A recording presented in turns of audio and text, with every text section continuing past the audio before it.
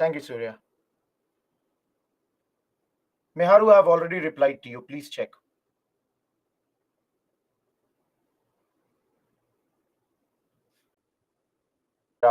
More forces, and that's why they were waiting at a place called Fulta at that point of time. Me at least 24 hours to reply to yours. Yes, Zeba. That book is there on the net also, right? Share, you can write to me. Understand, where are we right now? We are in the chapter of, okay, I'll change the pen color.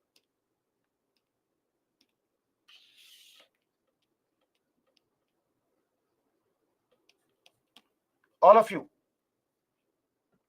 if you remember yesterday's lecture, we said Shahuji, grandson of Chhatrapati Shivaji Maharaj, has been released. Now, yesterday also I told you, some historians, they say that at this point of time, the whole planning was that the Mughals also knew that when Shahuji will go back to Marathwada, he will have a clash with his auntie Tarabai. Now, all of you think Shahuji is in jail for last 18 years in Aurangzeb's custody. Do you think he will come back and the auntie Tarabai will give all the power to him? All of you. You tell me. Do you think auntie would be, oh, my nephew, you have come, take all the power? Never. Why? Because she was ruling in the name of her minor son, Shivaji II, at this point. So, guys, Mughals also knew that invariably Shahuji and Tarabai would have a clash. Now, here comes a very important man.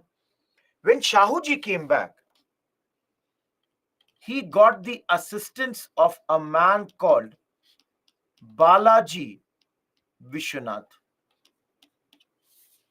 Everyone, he was a Brahmin officer in this place. And he gave a lot of assistance to Shahuji at this point of time, for which Shahuji had later appointed him as the Peshwa in 1713. All of you, have you heard the word called Peshwa? Everyone, have you heard the name Peshwa or the word Peshwa? Okay, please understand, guys. This word Peshwa, it means, it's a position, literally means Prime Minister. Peshwa means Prime Minister. Those who are writing good, see, all of you, I really appreciate when I ask who is Peshwa and you write. That way, please understand, your confidence will also go up because you would also see that, oh, I knew this. So that is something which is very, very good. You should always keep on, writing. That gives you a lot of confidence. Coming back to this position Peshwa was originally started by Chhatrapati Shivaji Maharaj. Now, what was this? He started something called Ashtapradhan. Ashtapradhan means 8 ministers. And one of the ministers' name was Peshwa. Literally, he was the head of all the ministers. Everyone. For example, in polity, you might have studied that Prime Minister Mr. Narendra Modi, he is the Prime Minister. But in polity, many times you would have studied he's basically first amongst the equal. That is, everybody is equal, but he's the first amongst them. Similarly, Peshwa was literally the head of all the ministers. And from 1713 till 1818, that is 105 years, is known as the period of Peshwa domination in our history. Everyone, this slide is nothing but introduction to peshwaship. All of you, am I totally clear here? Now we are going to study one by one all the important Peshwas. In one slide, I will explain every important Peshwa. So, just give me a second. We will start with Balaji Vishwanath. Then we will go to Baji Rao I. Then to Balaji Baji Rao. Then to Madhav Rao. The four Peshwas, and some more things will come. Have patience one by one. We will see all these.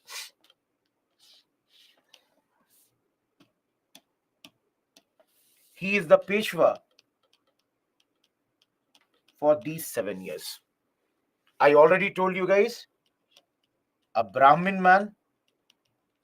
He was a small time revenue officer in your state of Maharashtra or Marathwada.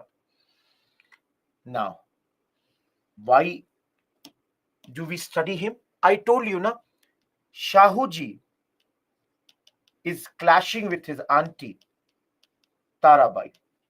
Very remarkable lady. She was fighting against the Mughals after the death of her husband. And in this clash between these two, all of you, Balaji Vishwanath helped Shahuji Maharaj. Everyone, am I clear? All of you, Balaji Vishwanath has helped Shahuji in his clash against Auntie Tarabai. So guys, don't you think for this help, Shahuji, once he became Chhatrapati, Chhatrapati means coronation ceremony. Tajposhi in Hindi we call it. So once the coronation happened,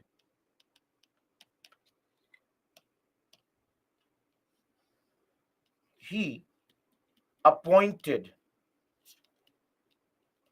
Balaji initially as, please remember this term guys, Sena Kate. Sena Kate means organizer of forces, and later as Peshwa in 1713. There are stories which are not relevant for our exam. Why initially only Sena Kate? Why Peshwa? So I'm not telling that. Getting my point? Initially appointed into this position, later appointed into this position. And everyone, this position later was made into hereditary. Hereditary means after Balaji, his son Baji Rao. After him, his son Balaji Baji Rao. So like this position became hereditary. And all of you, you can see how important is the role of Balaji Vishwanath is, because he is also known as second founder of the Maratha state. Balaji Vishwanath is known as the second founder of the Maratha state in those days. Am I clear, everyone? Who is the first founder? Who is the first founder here? Who is the first founder? Chhatrapati Shivaji Maharaj. So he is known as the second founder. Now, everyone, recall Wednesday's class when I was doing later Mughals. Guys, do you remember Balaji Vishwanath helped Sayyid brothers to defeat Farooq Sher? All of you, Do you remember? He had helped Sayyid brothers in defeating Farrukhshir.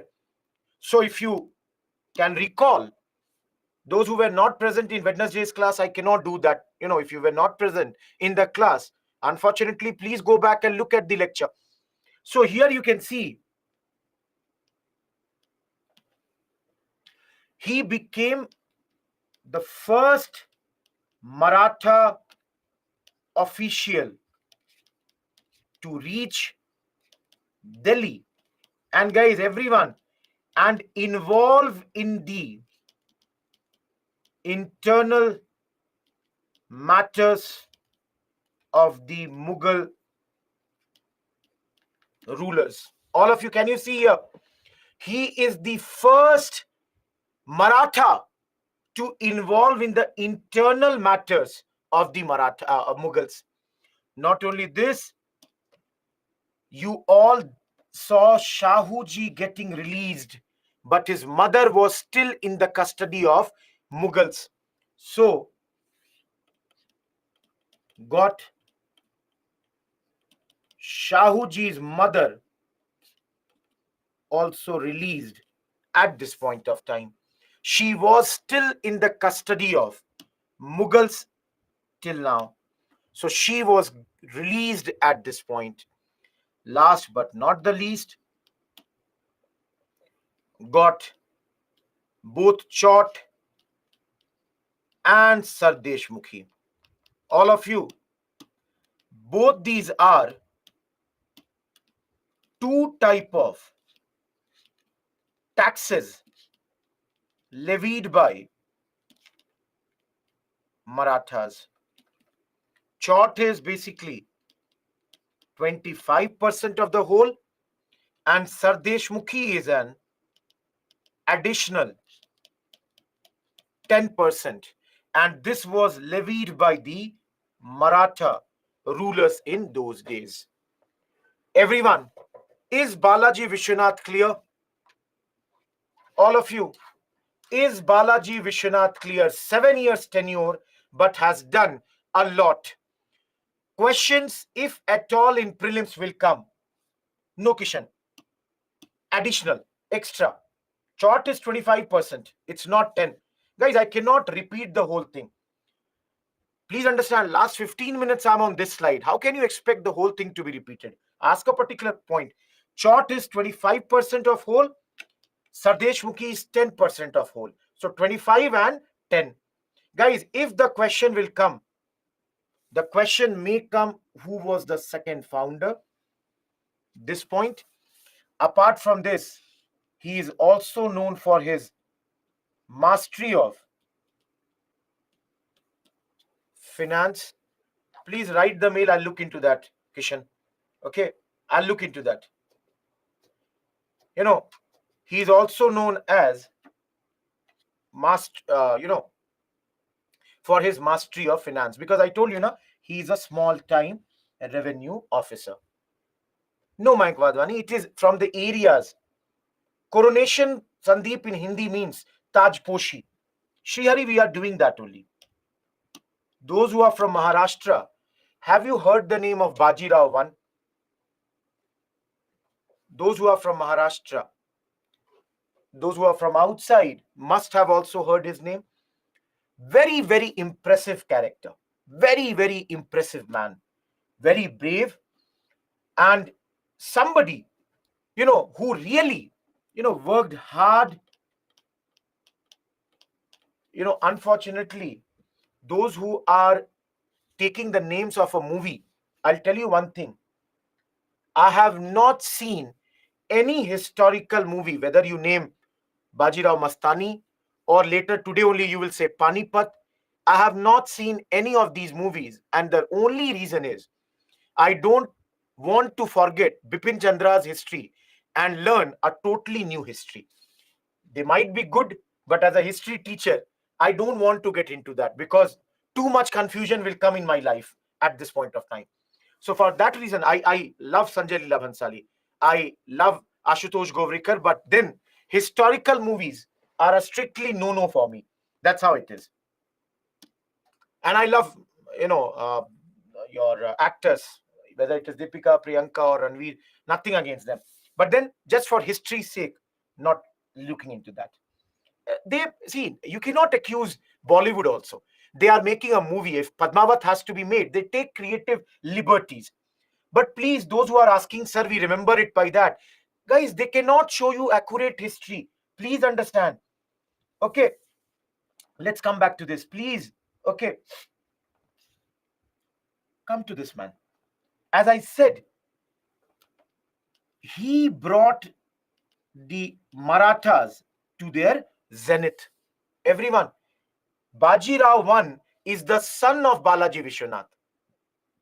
And he brought the Maratha power to its zenith. Zenith means pinnacle, to the heights he has brought. And guys, I told you, very impressive character. You can use any number of adjectives for him. So, very ambitious, for example. Very good commander, very bold commander. In fact, guys, I was reading in one book. In that it was mentioned that he would never live in palaces, would always stay with his soldiers in their camps. Very, very brave man. There is no doubt about that. And a very good statesman, very clever. Kuraku, you are not the only person in the class. Please understand. I have to take care of everyone. I have already told this. I cannot go fast till everybody is satisfied. I know you might not feel it good, but that's how it is. In a class, you have to take care of everyone. That's how it will be. Now, please understand, guys. He is called the greatest exponent of the guerrilla tactics after Chhatrapati Shivaji Maharaj. Guys, do you know what is guerrilla tactics? In Hindi, those who are asking what it is, Chhapemar Yudh. So basically, the whole idea is to surprise your opponents, hide in jungles and suddenly attack them when they least expect it, or attack during night time when they are not expecting you. So, Baji Rao wanted to establish a Hindu Padpad Shahi. Guys, what is Hindu Padpad Shahi? It means he wanted a all India Hindu empire, which would be from Katak to Attak. Katak is present day Odisha and Attak is present day Pakistan, in the north side. So from there to there, he wanted that in this entire area, there should be Maratha flag. And in order to have a huge empire, Baji Rao created a system of confederacy. Guys, what is the system of confederacy? Basically, the next point that I'm writing, remember it for prelims. Pune, Indore, Gwalior, Baroda, and Nagpur. He divided his areas. In Pune, it is the Peshwas who would be leading. In Indore, Holkars. In Gwalior, Scindias. In Baroda, Gaikwad. And in Nagpur, Bhonsles. Guys, these are the 5 most important families. There were other smaller families also. But then, basically, it is that in and around Indore, it is the Holkars who will be controlling that. Similarly, in and around Gwalior, this would be controlled by Scindias. All of you, those who are asking what is the logic of this, please understand. India is a very big country. And in those days, the communication would not be so much developed. And if you want to have an all India Hindu empire, you need good support. So for that, this was done. Everyone putting 3-star marks. Please mug up for prelims. All of you, am I clear? Everyone, is this clear? Holkars, guys, go to Indore, the cleanest town of the country. There you have Holkars. You know, all these towns, no, these are the names of families. For Nagpur Bhosle, guys, even today, our aviation minister, Jyotiraditya Scindia, comes from the Scindia background. You know, he's from the Scindia family. See, Peshwas are basically nominal overlord here. Guys, if you are from Indore, Holkars, Ahilya Bai Holkar, the famous queen, her name you must have heard. Getting my point? So like this, they had divided their families. Now let's come to his fights. Pink I can take. Now everyone, Baji Rao, very, very brave fighter, very, very brave commander.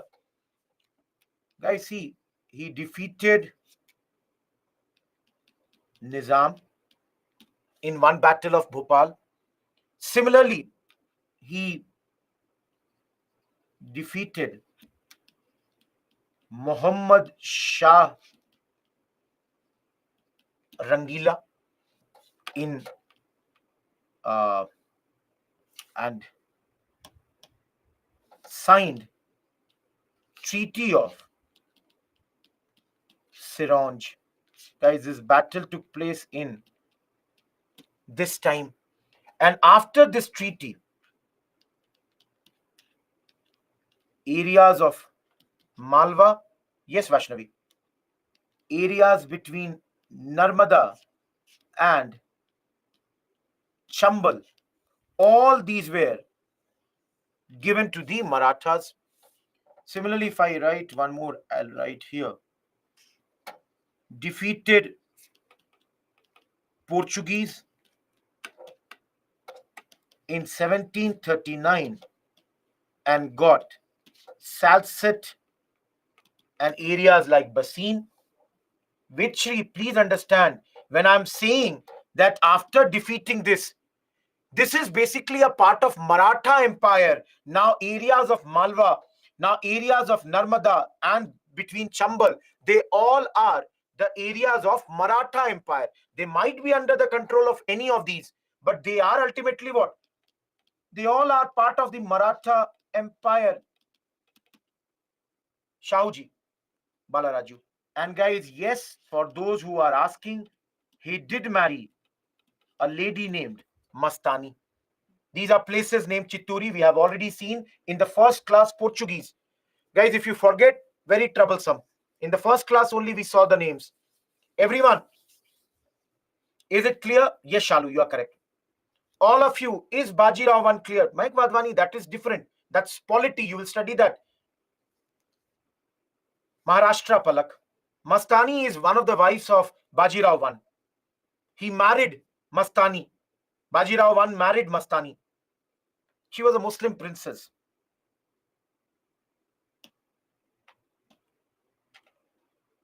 No, he was only 20-year-old when he became the Peshwa.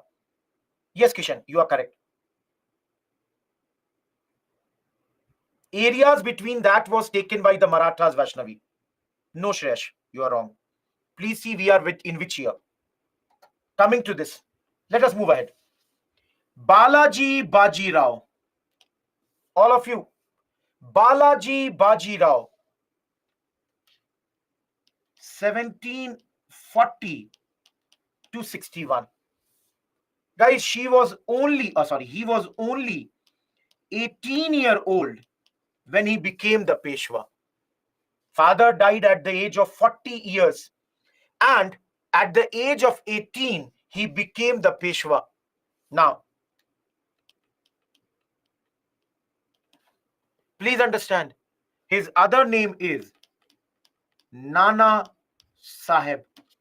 Remember, in our history, there are two Nana Sahibs. Second one we will study in 1857 revolt. All of you, I don't answer some of your questions. You may feel that is important, but UPSC will never ask you, how did Baji Rao I die? How did Balaji Vishwanath die? I can see some people are asking, tell me the name of the other wife of Baji Rao I. Who will ask you? Please, guys, you cannot study history like this. We are not involved in wife, son, and the daughters. When did he die? How did he die? This will not be asked. Nana Sahib is another name of Balaji Baji Rao.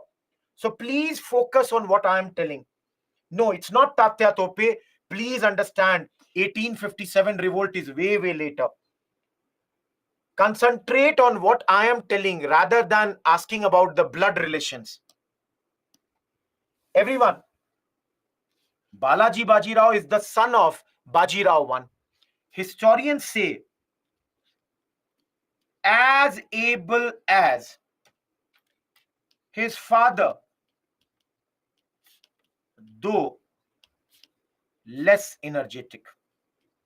That is, guys, his father Baji Rao I was way ahead of everyone. He was too good at this point of time. Balaji Baji Rao is good, but Baji Rao I was way, way better. Lastly, guys, around this time only, Shahuji died. All of you, who is Shahuji? Everyone, who is Shahuji? Yes, he is the king, because these Baji Rao, Balaji Baji Rao, they are simply Peshwas, minister. So, Shahuji, the grandson of Shivaji Maharaj, around this time died, and by his will left all the state affairs in the hands of Peshwa. In the hands of the Peshwa, he left all these state affairs. All the state affairs were given to the Peshwa. And now they became, de facto ruler of the state. Now they are the ruler of the state also, because they have got all the power. By law, yes, in polity you will study de facto, de jure, these terms. So de facto ruler they have become at this point of time. All the power is in their hands. Now everyone, next 2 minutes, the story that I am telling you, that is something that you, if you forget also, not a problem. Guys, de facto means, earlier I told you, please see, they were nominal overlord. Now they have become real power is in their hands. Getting my point? In best, you will study it in polity, these terms, de facto, de jure, when you are studying president, prime minister. Guys, on paper, who is the head of the state? President. But the most of the powers, they lie in whose hands? Prime minister. So that is something you will study over there. No, Mayank Wadhwani, that you will study in medieval history. Yes, president is de jure, prime minister is de facto. All of you, listen to me a story. Guys, do you remember who is Tarabai? This is a story. You remember auntie of Shahuji. Guys, just before the death of Shahuji, Tarabai had come to Shahuji. And Tarabai came with a boy whose name was Ram Raja, claiming that Ram Raja is her grandson. So she had claimed that, see, Shahuji, he is my grandson. So Shahuji, before his death, had ordered Peshwa to protect the high esteem of her descendants. That means, guys, Shahuji had instructed Balaji Baji Rao that even after I am gone, Tarabai and her successors, her descendants, they should get all the importance and they should get respect. Now, the story is, after the death of Shahuji, Tarabai tried to uproot the government of Balaji Baji Rao. She wanted to overthrow this government. But then Balaji Baji Rao had stopped it, and finally a truce was done through an agreement called Sangola Agreement. Through this, Ram Raja was a king only in the name. Everyone, if you remember this story, it's okay. If you don't remember, not a problem. Am I clear? All of you? Lastly, shifted the government from Satara to Pune. Took around 1748, Roshan. Shahuji had died around 1748-49, around that year. Hafsa, Sangola Agreement. Oh my God, sorry. By mistake.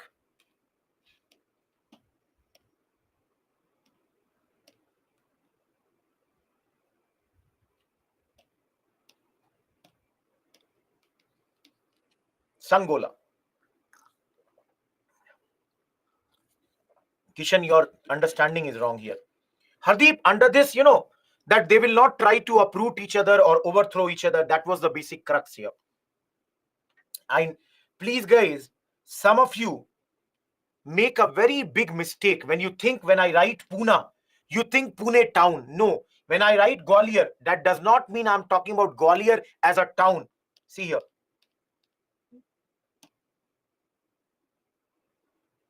If I take a red pen, see, for example, Pune is here, or Pune. So it might be that all these areas are under his command. Nagpur is here. So it might be that all these areas are under the command of Bhosle. Similarly, if you see Gwalior is here, it can be that all this area is under Gwalior. Your Baroda is here. So it is that these are under Baroda. So don't get confused with the town name. These are the names of the kingdoms in those days, basically. Everyone, before I go into the next part, already UPSC has asked question on this. Overthrow, Palak. Overthrow. Because he is the nominal overlord, Kishan. He is the boss. Everyone, before I go into the next Peshwa, third battle of Panipat. Heard this? All of you. 1761. In 1761, the third battle of Panipat. Now, already 2014 mains question has come, yet we will do this in a very big manner. For some time, focus on this only. Don't, get into the question mode. Focus here. For 10-15 minutes, I'm not going to look at your doubts. So pose the doubt to the SME, not here. I'm going to the third battle of Panipat. See here.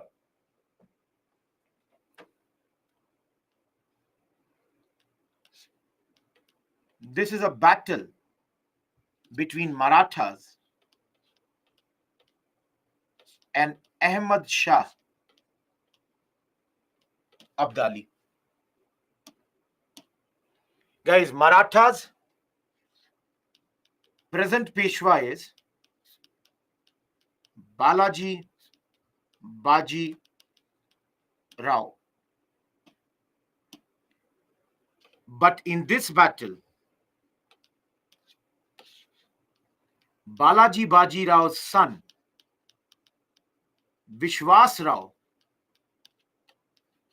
was nominal commander,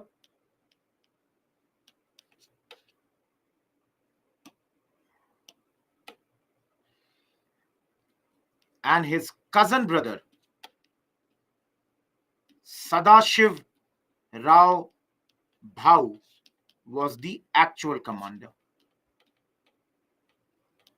So everyone, please understand, Balaji Baji Rao himself has not gone in the battlefield.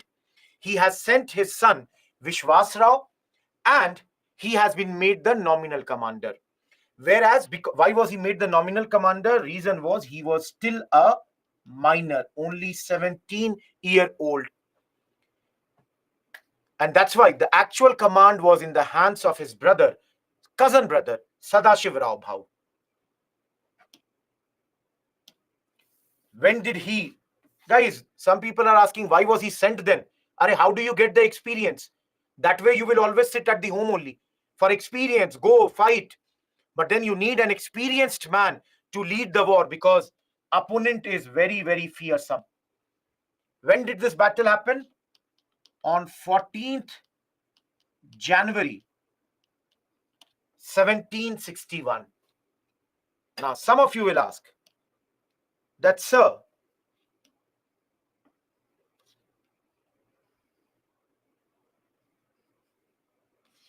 what are the Marathas doing here in Panipat? So the answer to that question is, guys, right now, the Maratha Empire had reached this area also. Now, how did that happen? See here. In 1752, there was an agreement between Marathas and Mughals. There was a Shimant at the last. There was an agreement between Marathas. Guys, I will give you the family tree at the end, don't worry. Under this agreement,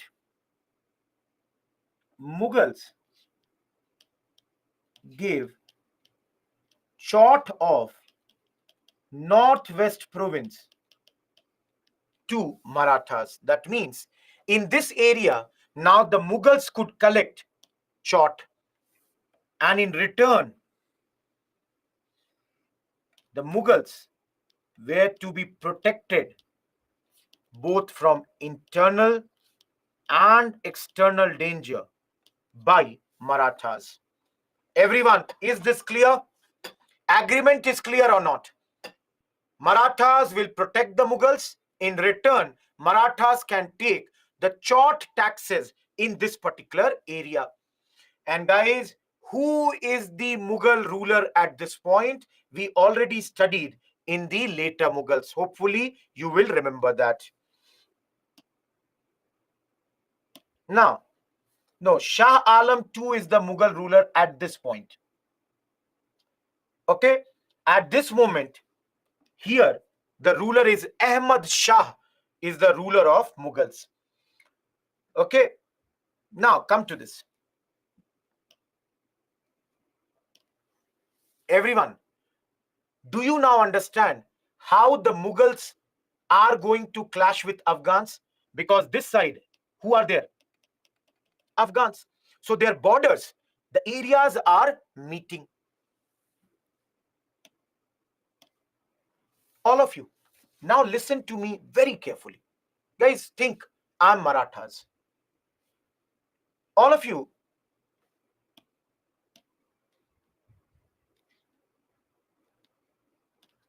the Marathas at this moment asked for help. Guys, Marathas are now contacting everyone that, see, we are going to fight. Please come and help us. So the Marathas asked the Jats, the Rajputs, Odisha, Bengal, everyone was contacted. Please help me. Guys, these people, will they help? Will they help? Yes, Awadh also. Everyone. Will they help? They all declined. Guys, why did they decline? Everyone, why are they declining? Think. Guys, they declined because previously Marathas had deteriorated their relations with all of them. Marathas had fought with everyone. So because of this, Marathas at this moment were everybody's enemy and nobody's friend. All of you, do you get this point? Maratha have become enemy of everyone. Everyone is reminding them, याद है उस दिन हमला किए थे? Do you remember that day you attacked us? And now Marathas did not get help from anyone. On the one person did help, but he was very, very weak. Imad ul Mulk. Okay, sorry, I have used the wrong word. Thank you. Guys, it's not declined, it is denied. Sorry.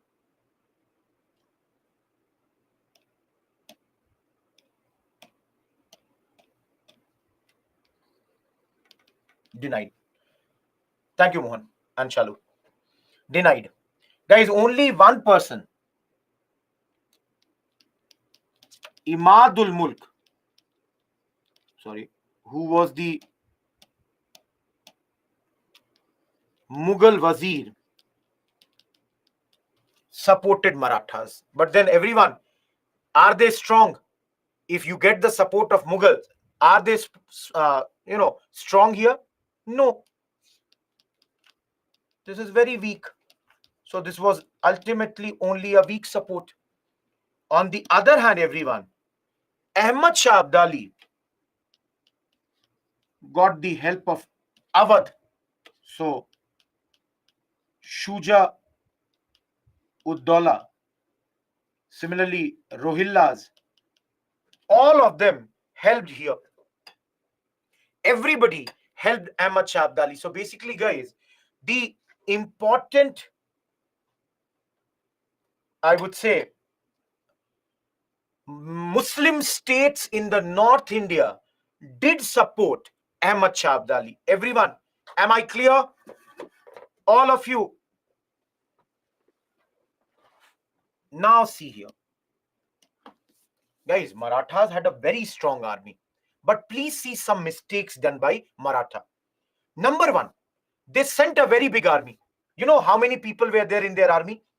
Some books mentioned they were having around 2 lakh people at this point of time, out of which almost 1 lakh were ordinary people who were not going to fight. They were like, I'm a fighter. My father says, oh, you are going to North India, take me, I will go to Varanasi. So many such people joined. Jat King Surajmal had even advised the Marathas, please reduce this number.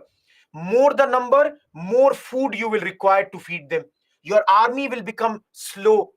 But Marathas did not listen to anyone. Now, guys, for months, both of them were there in Panipat with one strategy. Strategy was cut off each other's supply lines. What is supply line? Food and water. And in this, Abdali was more successful. Guys, Abdali was able to cut off the supply lines of Marathas in a much bigger manner at this point of time. Now, everyone, think here. Think at this point. Those who are asking how, I just now told you all the North Indian states, important ones, they are helping whom? Abdali. Guys, that is why, everyone, what do we celebrate on this day? 14th January. What do we celebrate on this day? In North India, we celebrate Makar Sankranti, Lohri in different places and all. Guys, the Maratha soldiers, they had started to die without food and water. And that's why Maratha soldiers requested their commanders, better to die in the battlefield than without food and water. And that is the reason on 14th January, Marathas attacked Abdali. Unfortunately,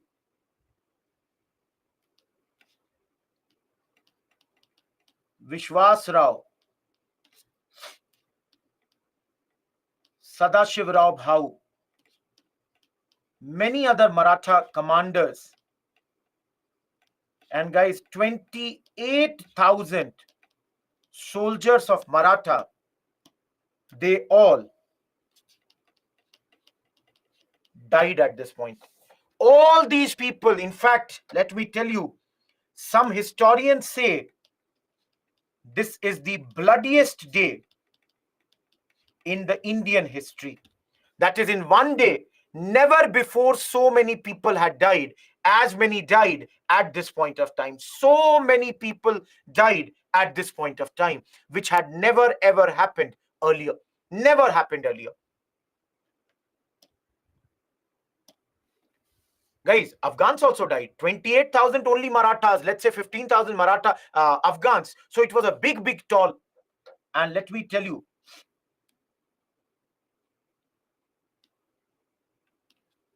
those who ran away, the Marathas who were fleeing the battlefield, those who fled were pursued by Afghans, your Jats, Gujars in this area, because everybody was always angry on Marathas. Guys, we are concluding our remark with one line. This battle is known in our history for it did not decide who was to rule India, but rather who was not. Everyone, am I clear? It decided who will not rule? Marathas. Because Marathas lost very badly, lost to an invader. Everyone, am I clear with this slide? I gave almost 22 minutes to this. Everyone, every relevant information for Panipat is in one slide. Yeah, there are some small points I've mentioned. For example, there was a very good commander here known as Ibrahim Khan Gardi. He was having a very advanced artillery for the Marathas here. Now, all of you, give me a second. Look at this question. Today is Friday. We can discuss the questions. Can you see this question?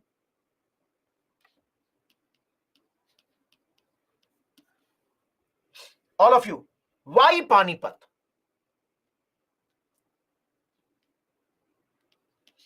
First battle of Panipat, second battle of Panipat, 1526, 1556. Sorry.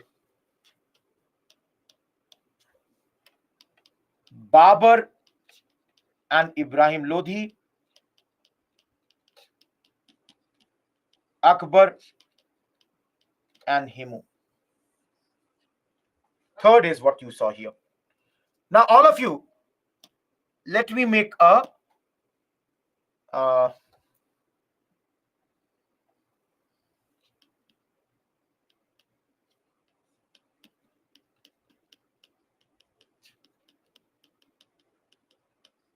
all of you, is my first point clear? Flat terrain, plain land. In Panipat, you get a lot of plain area, plain land where you can fight. Everyone, keep on showing me your thumbs up. Point number one is plain terrain. Number two, all of you, it's a very fertile belt.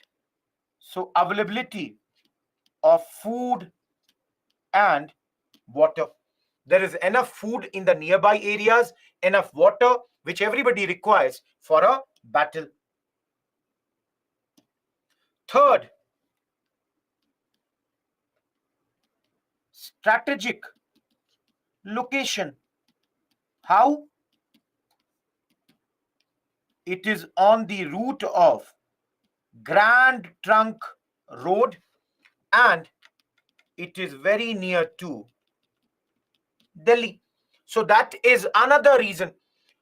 Every invader ultimately is aspiring for Delhi, and Panipat lies in the route to Delhi. And of course, because it is close to Grand Trunk Road also.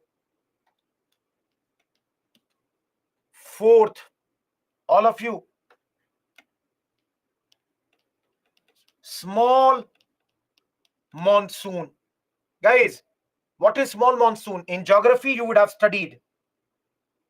Monsoon, when it hits your South India, gets divided into two parts.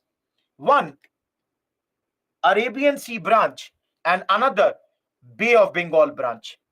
You all know that both the Arabian Sea branch and the Bay of Bengal branch, by the time they reach Punjab area, they lose their moisture. So guys, small monsoon, so the land will not become muddy here. You get ample time for the fights.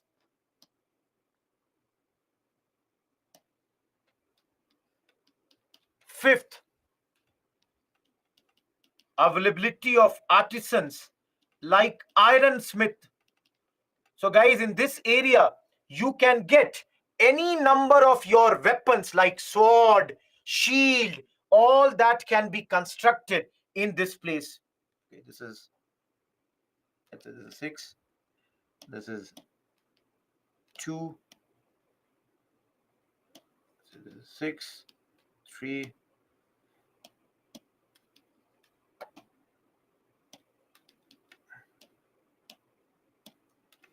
5, and guys, there is one more factor.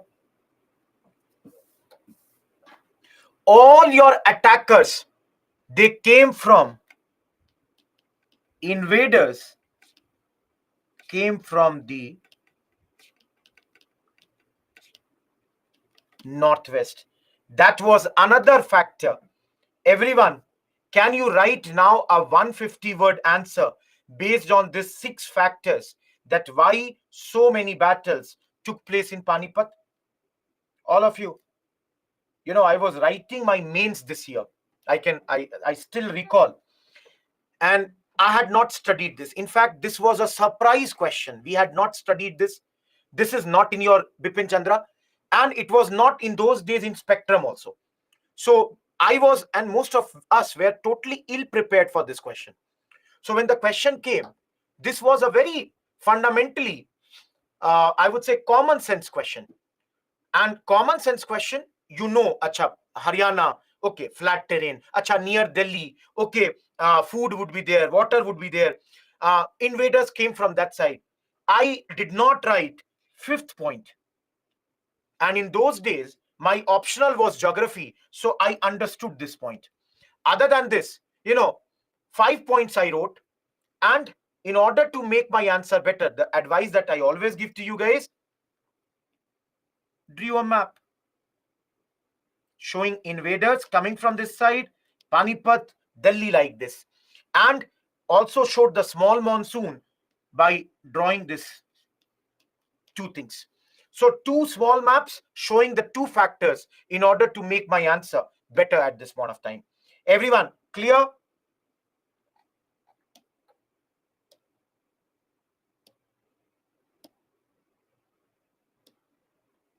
You can see this is the extent of Marathas in those days.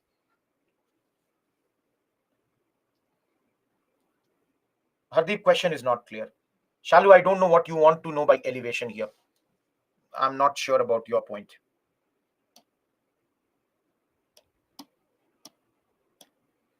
All of you, what happened is Balaji Baji Rao had already heard that his army was in trouble. And when he heard, and that's why he was moving with a big army to North India. But after hearing about the loss of his army, the death of his son, his cousin, he was already ill and died in June 1761. Within 6 months, Balaji Baji Rao died, and that's why Madhav Rao is the new Peshwa. Again, only 17-year-old, and that is why uncle. What is the name of uncle? Whatever I said, Hitesha, is more than enough. Guys, don't go into this Panipat thing. Already mains question has come. Whatever I have done is more than sufficient. Raghunath Rao was regent and de facto ruler, because nephew is very, very young at this point of time. Now again about him, said to be very good soldier, very good statesman, and in 11 years brought the glory of Marathas back.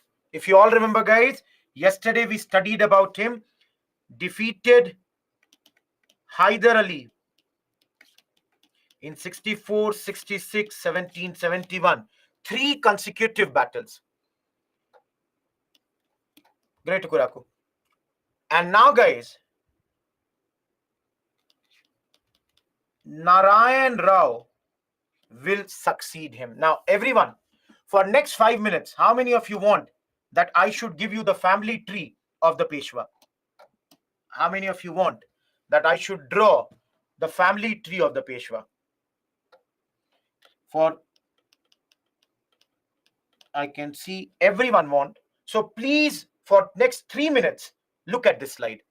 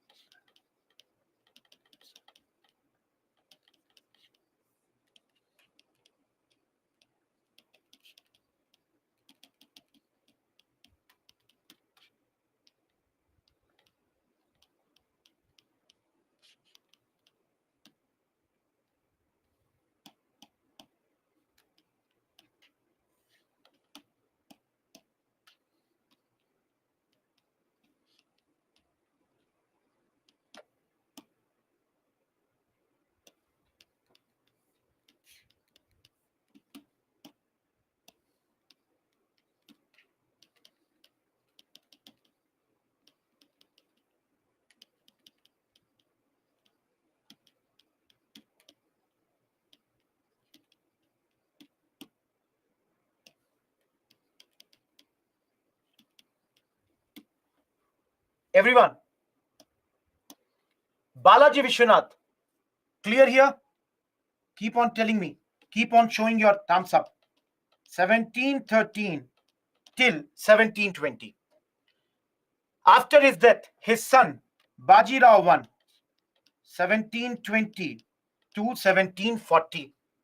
After Baji Rao I, his son, Balaji Baji Rao, 1740 to 1761. Problem is,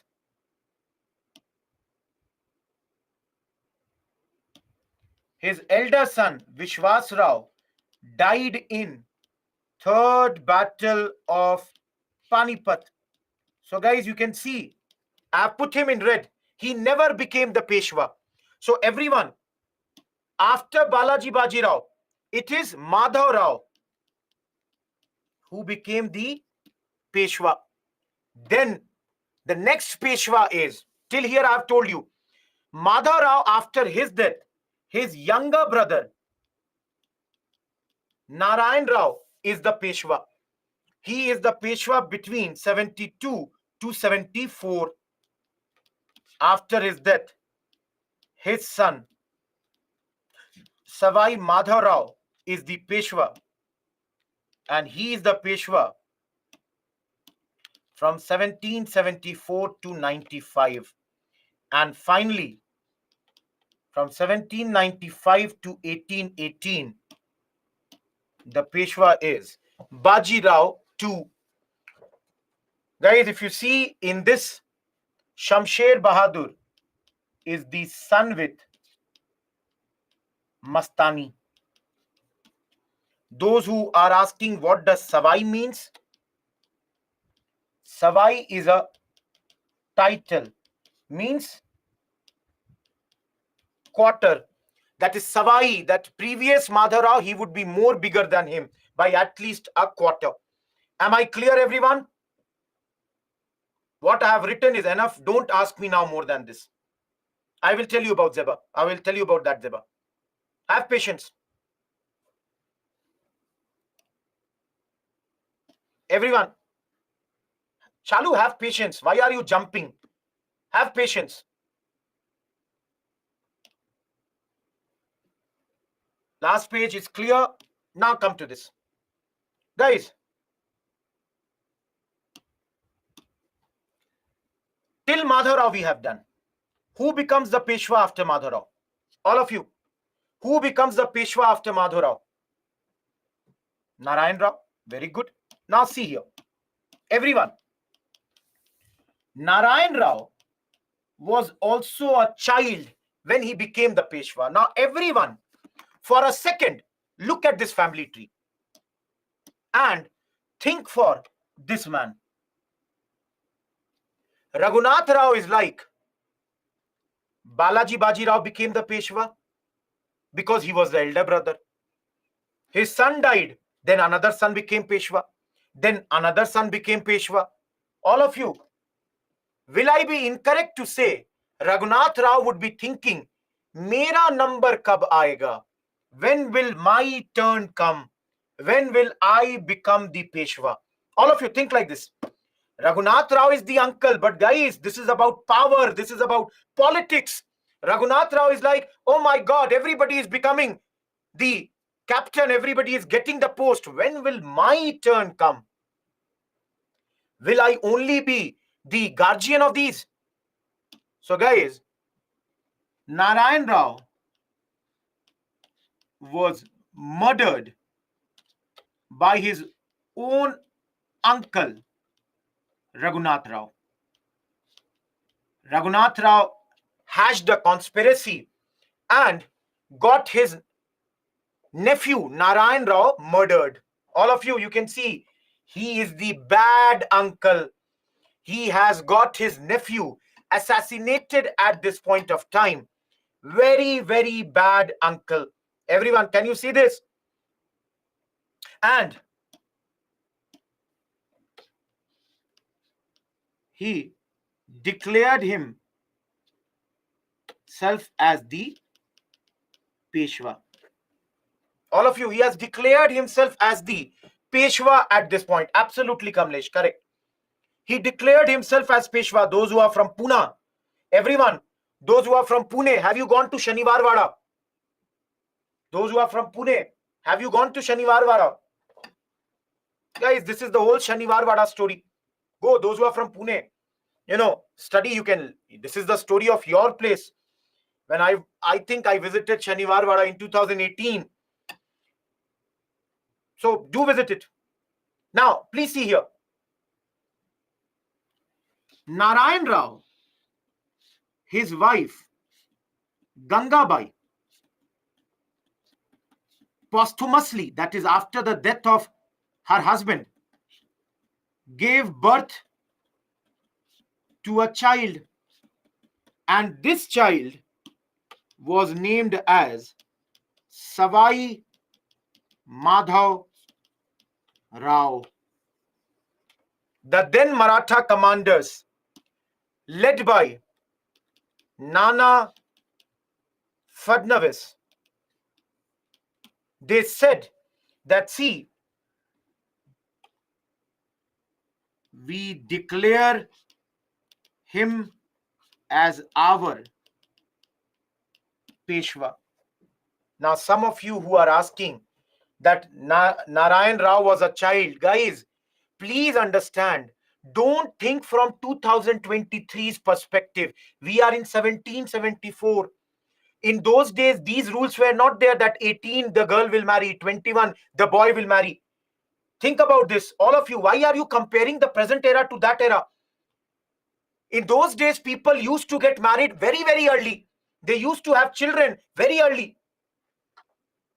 So Nana Fadnavis declared that this young child, this child will be there, Peshwa. Who is he? He is the most important Maratha commander of that era. Everyone, if no one is supporting uncle, where will he go? All of you, if no one is supporting uncle, where will he go? Absolutely, uncle will now run to the British. Madhav, help! Please help me, sir. And guys, you all know,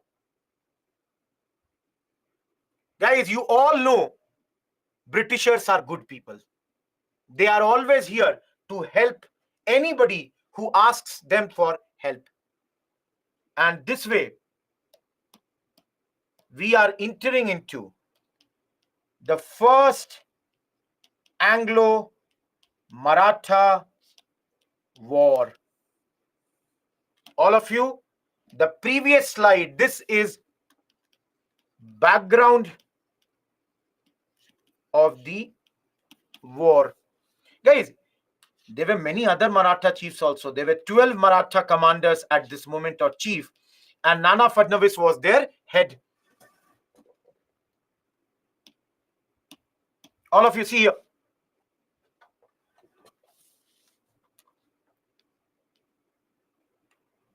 Keep on telling me.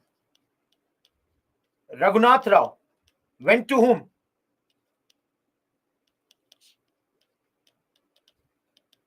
British. Now all of you, British signed Treaty of Surat, and these Britishers are Bombay British. Now, this Treaty of Surat was signed in 1775. But when this treaty was sent to Calcutta, Calcutta Council condemned the treaty. They said it is not a great treaty, and they sent a person called Colonel Upton to Pune to sign a new treaty. Guys, Calcutta is the headquarters. They feel that this is not a great treaty. So now they are sending to Pune another person. And the new treaty is Treaty of Purandar. That is in 1776. A new treaty was signed with Nana Fadnavis now. Under this, Raghunath Rao was to be only given pension, and the revenue of the districts given to the British by Raghunath Rao were retained by British. Everyone, till here, any doubt? Please, anyone, any doubt till here?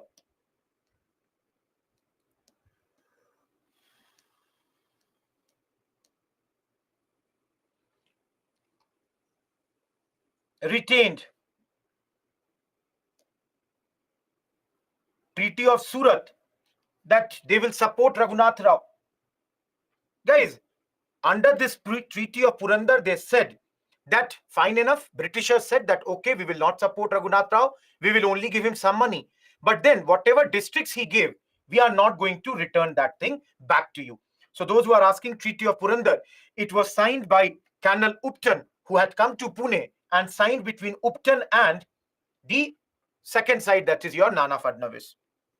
But the problem is, Nana violated the treaty. Nana has violated this treaty at this moment. And you can understand, in 1777, this violation led to war between Marathas and British. War has begun. Now, guys, war will continue for 5 years. But between that, there is a Treaty of Vadgaon in 1779. Not that important. I'm leaving. I'm coming to the most important portion. Treaty of Salbai, signed in 1782. Treaty of Salbai, signed in 1782. And guys, under this treaty, which was signed between Warren Hastings and Marathas, the British accepted young Peshwa, again Raghunath Rao, was given again pension. And the most important point, this treaty ensured British friendship with Marathas for 20 years. For the next 20 years, they will be friends. Now, everyone, please recall yesterday's lecture. 20 years means 1782 to 1802. All of you, can you recall yesterday's lecture? In this period, Marathas fought with British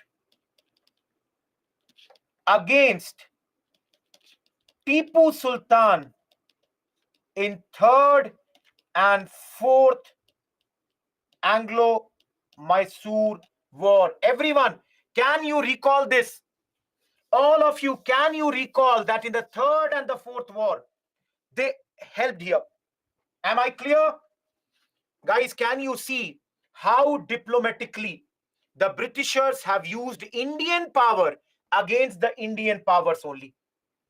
And this was the question of this year mains question, that how come Britishers with small army every year be able to defeat Indians which are with a much larger army?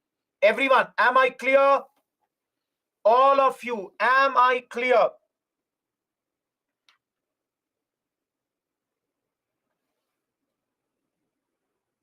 Balaraju, I told you, one of the Maratha commanders, head of the Maratha commanders. We are done with the first Anglo-Maratha war. Anyone, guys, I understand you write yes, but rather than writing yes, give me the thumbs up. That's better. Calcutta Council is the head, who takes the most of the important decisions at this point. Prabhu, you will study that all in medieval history. Don't get into that right now. Biswajit, Nana Fadnavis violated the treaty by helping the French here. Hardeep, I have already Treaty of Purandar 2 times I did. Uni, you have to sign because previous treaties have to be removed. Now, all of you, what type of questions can come here? Rashida, Tipu never won. Yesterday, Rashida, were you in the class or not? Rashida, were you in the yesterday's class or not? All of you, what type of UPSC question can come here?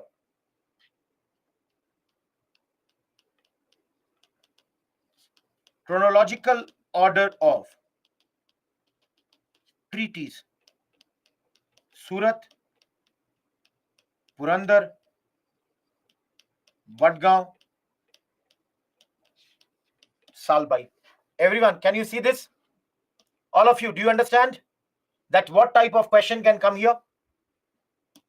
Let me tell you. There was one treaty of Purandar before this also. So the order may change in your exams. And this Treaty of Purandar was signed in 1661 between Chhatrapati Shivaji Maharaj and Jai Singh I. He was the commander of the Mughal Empire in those days. Jai Singh I was the Mughal commander in those days. Getting my point? So order may change. Not important, Satyam. That's why I have left. So Shrihari, your question is not clear. Shivani, it is there. Guys, I'll tell you very frankly. Some of you are asking that, sir, please crack jokes in between. I'll tell you very frankly. We used to crack jokes, but then you never know who gets offended by the jokes. Trust me.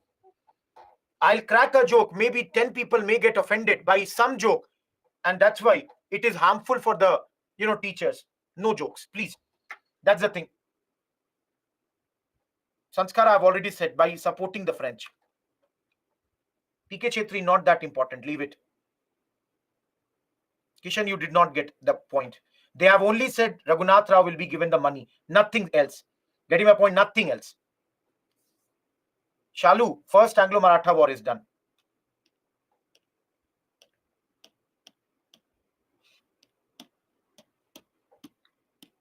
Before the break, let's do this.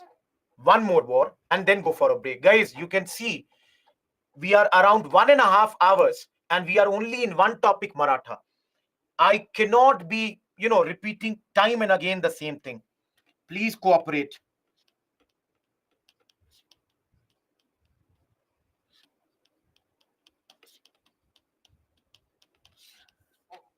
Everyone,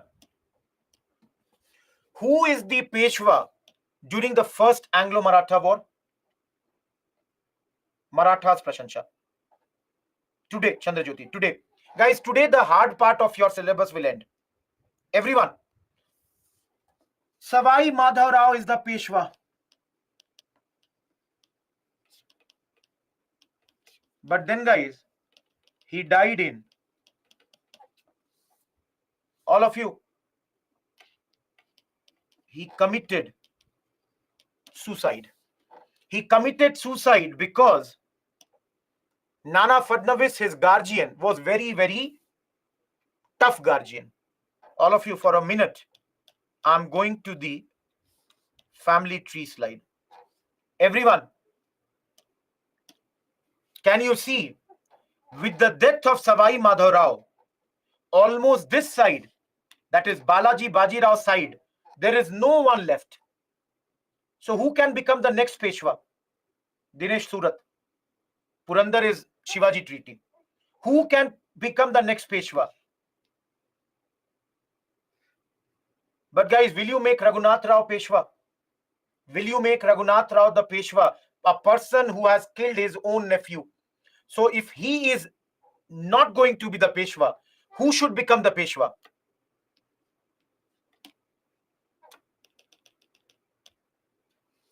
So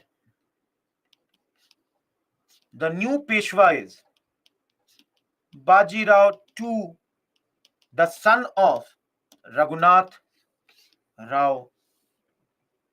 Everyone,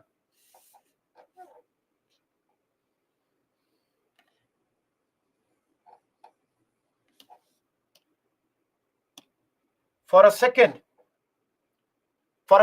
think you are in 1803. All of you, Bengal is under whose control? Bengal is under whose control? British. Everyone, Mysore is under whose control? British. All of you, Hyderabad yesterday signed subsidiary alliance or not? Guys, Awadh yesterday signed subsidiary alliance or not? Now, all of you, will you admit that Marathas are the only big power outside the British control? Everyone, do you all admit? Sikh, no, they have not yet become a big power. Don't worry, Sikh, we will study just after this. They are just starting now. So guys, Marathas were the only power outside English control. So Wellesley, who was the Governor General, now focused on Marathas. Guys, what will he do? Wellesley divided Marathas and in separate battles defeated everyone. And that is your second Anglo-Maratha war. One by one, he will divide and he will defeat everyone. And you can see the reason for this was, 1802, Baji Rao II, the Peshwa, murdered younger brother of, got the younger brother of Yashwant Rao Holkar, the Holkar chief, killed everyone. Baji Rao II, the son of Raghunath Rao, has got the younger brother of Yashwant Rao Holkar, the Holkar chief, murdered. All of you, like the father, like the son. Papa jaise the, bete ne bhi wahi kiya.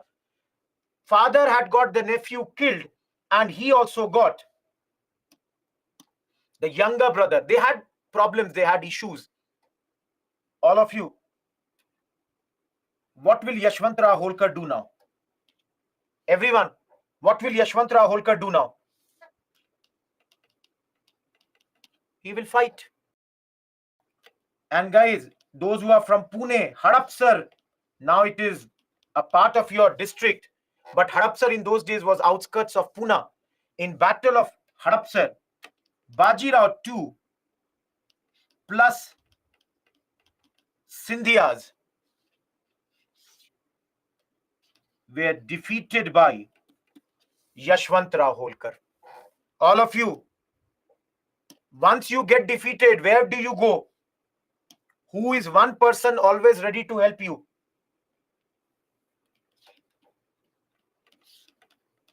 Ran to British. Signed Treaty of Bassein. This is nothing but signing of subsidiary alliance. So guys, 1802, this is a big mistake done by Peshwa Baji Rao II. All of you, do you think he should have signed the subsidiary alliance? Everyone, do you think he should have done? This is a bad treaty. Yesterday we studied, and this was challenged by Sindhias and Bhosles. They decided we are going to challenge this particular treaty. Guys, nothing important. Your Bipin Chandra has given one line on them. That's why I'm saying Bhosles, led by a person named Raghoji to Bhosle, fought with British, got defeated, and signed Treaty of Devgaon after the Battle of Adgaon. It is just given in your Bipin Chandra, that's why I'm mentioning. Otherwise, it is not that important. Similarly, Sindhia, they were led by Daulat Sindhia, signed Treaty of Surji Anjangaon. So guys, one by one you lose, one by one you sign the treaty. Only man stays is Yashwant Rao Holkar, who forms an alliance with the Jat king of Bharatpur, and they both fight against the British.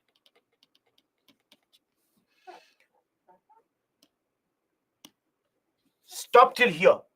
Take a 10 minutes break. Guys, Yashwant Rao or Jaswant Rao, both is okay. Yashwant or Jashwant, both is okay. Guys, after the break, we will come back and start with this war, that how are the Holkars doing this. I cannot please everyone. Some people are asking previous slide. I'm showing for a minute. Please see. Tejas, Treaty of Surji Anjangaon. Deepti, at least do 1 or 2 revisions. It's very easy. Don't worry about this. Everybody will sign one by one, Shalu. And those who want the family tree, this is here. The time is exactly 7:47. The break is still 7:57.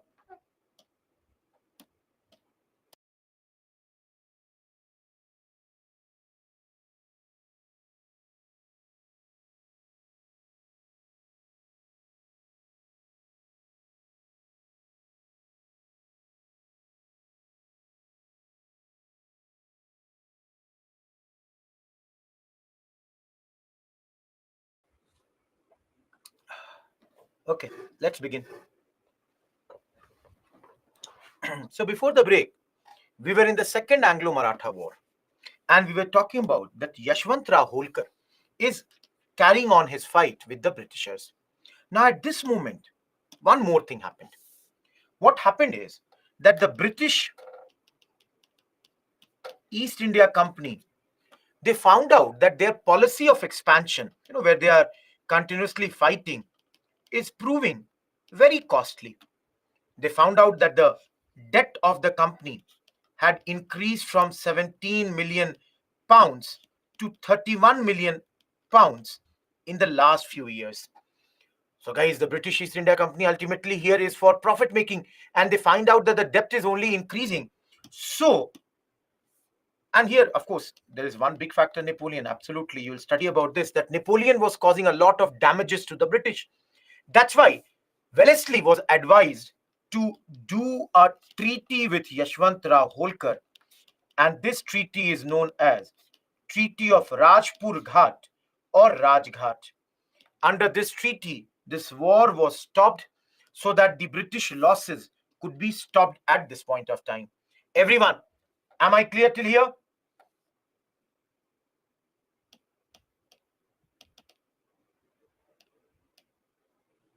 I should do it there only. Just give me a second. I'll do here.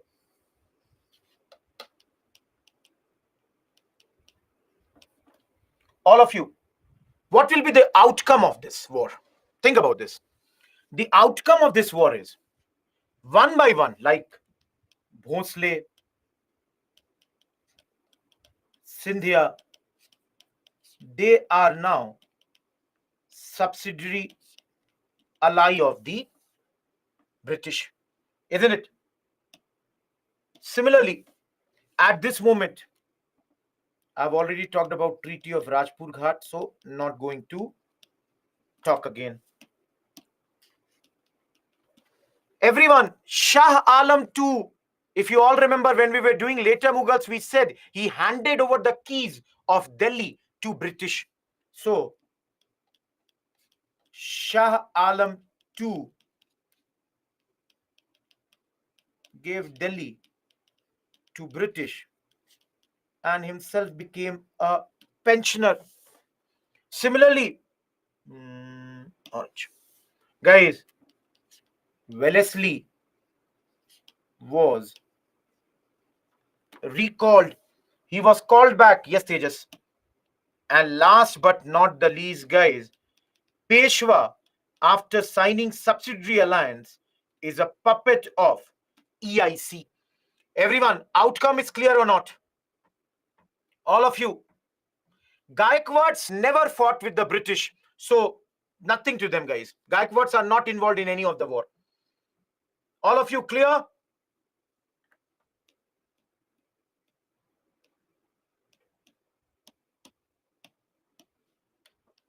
Third Anglo-Maratha war.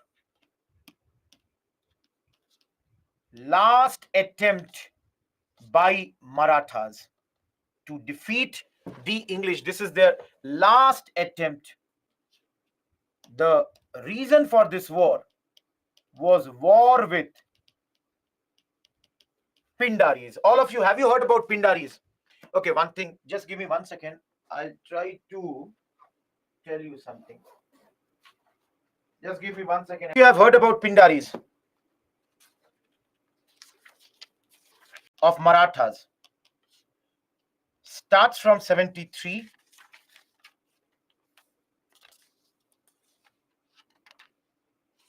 Basically, page number 73.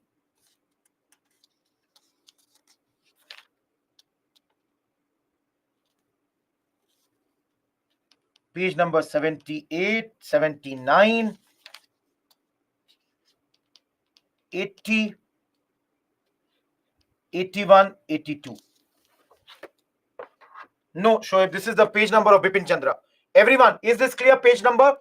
So you can see, guys, much more than the book I am teaching you. In the book, it is in a very, very brief manner. I am telling you much more than that. You will, I can tell you, I can promise you, after 4 or 5 times when you see the books, you will feel that maybe you don't even need to go in the book because everything is done in the class. Those who would have read in the last 4 days the books, they would know this, that at this moment we are doing everything in this class. Okay, now coming to this last bid, Shushti. Guys, the whole idea is why we are teaching more than the book, because UPSC is constantly evolving. They can go to any depth. We have to be we have to be totally ready for that. So don't only think, that we are covering only the book. Now coming back to this.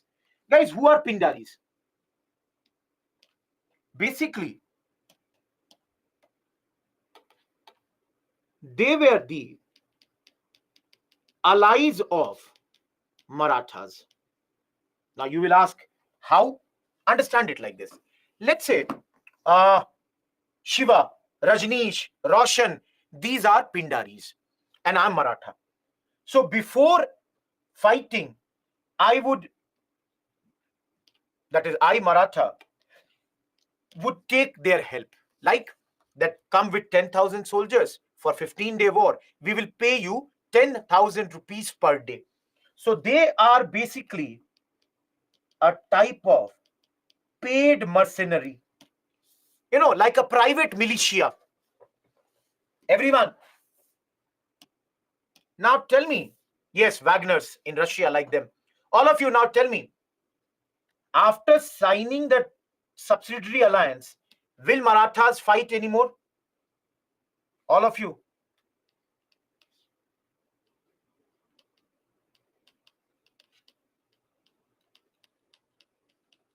After subsidiary alliance, they cannot fight the wars. So tell me, do these Pindaris have jobs now? What will they do? Will they get money? If no war, no money. So they started to rob people on the highways. They would loot people. Now everyone, Britain, will it appreciate that these robbers are looting people in the highways? Think about this. They will never like this. So, sorry, I wrote. So, Lord Hastings decided to have a war with these Pindaris, and this became a cause for the Third Anglo-Maratha War, because ultimately Pindaris are the friends, allies of the Marathas. Unfortunately, guys, Marathas lost this particular war, which took place around 1817-18, because by now Marathas had become too weak. They were not fully organized, they were not fully ready for this war, and they lost this war in a very, very bad manner. They completely lost this war. And the most important thing here is, everyone, see here, result. The British, they abolished the position of Peshwa. Britishers said, we no longer accept anyone as the Peshwa. Baji Rao II was sent to Bittur. The last Peshwa was given a pension and was sent to Bittur. Bittur is near Kanpur. So he was told, please live there now. You will not live here. Today only we studied Maratha Confederacy was dissolved now. This is no longer there. And lastly, everybody, Holkar, Scindia, Bhonsles, they all accepted subsidiary forces. And because you have fought with the British, pay fine, gave large areas to the British here. Yes, Ayush. Last thing, guys, all of you, though some of you were asking me for a very long period of time, sir, when will you do Rajputana? Guys, till now, Rajputana was till now dominated by Scindias and Holkars. Once they saw that Scindias and Holkars were defeated, Rajputana accepted British supremacy. And with this, we are completely done with the entire Maratha chapter. Yes, one small state, yes, you are correct. A small state called Satara was created, and a descendant of Chhatrapati Shivaji Maharaj was made to rule this place. No, Uni, nothing. Go and find. If you get something more in detail, tell me. All of you, number 2, please understand. Try to find out how many questions have come from this area. In the last 23 years, only one mains question has come. Now you tell me, if on a topic on which only one mains question has come, and yet I have told about that topic for more than 2 hours. Today we started only with Marathas. 2 hours I have given only to Marathas. How much more do you want? For those who are questioning me that I am teaching something in brief, I don't know what is your expectation. No, Sinchana, that's Maratha state. Rajputs, they have accepted the British supremacy. Satara, a small state, was created and was to be ruled by Chhatrapati Shivaji Maharaj's descendants. So basically to show the Maratha people that, see, these are the original rulers and we have brought them back. Now, guys, only 2 states are left, Sindh and Punjab. You can see here. Pindaris had alliance with the Marathas only, Shreyash. No, Roshan, in the recorded lessons also, I have only done the, in the tablet lectures also, I have only done the recording, and there also you can see the similar time length is there. And for you people, the recorded lectures here, which we had brought the rule for 7 days, will be now for the time being for the indefinite period. Getting my point? All of you, is this clear? Shesh, we already studied subsidiary alliance yesterday. Am I clear with this? I don't know what no is not clear. Sanskar, you can see the PYQs, you will understand that. Moving ahead to the Sikh part.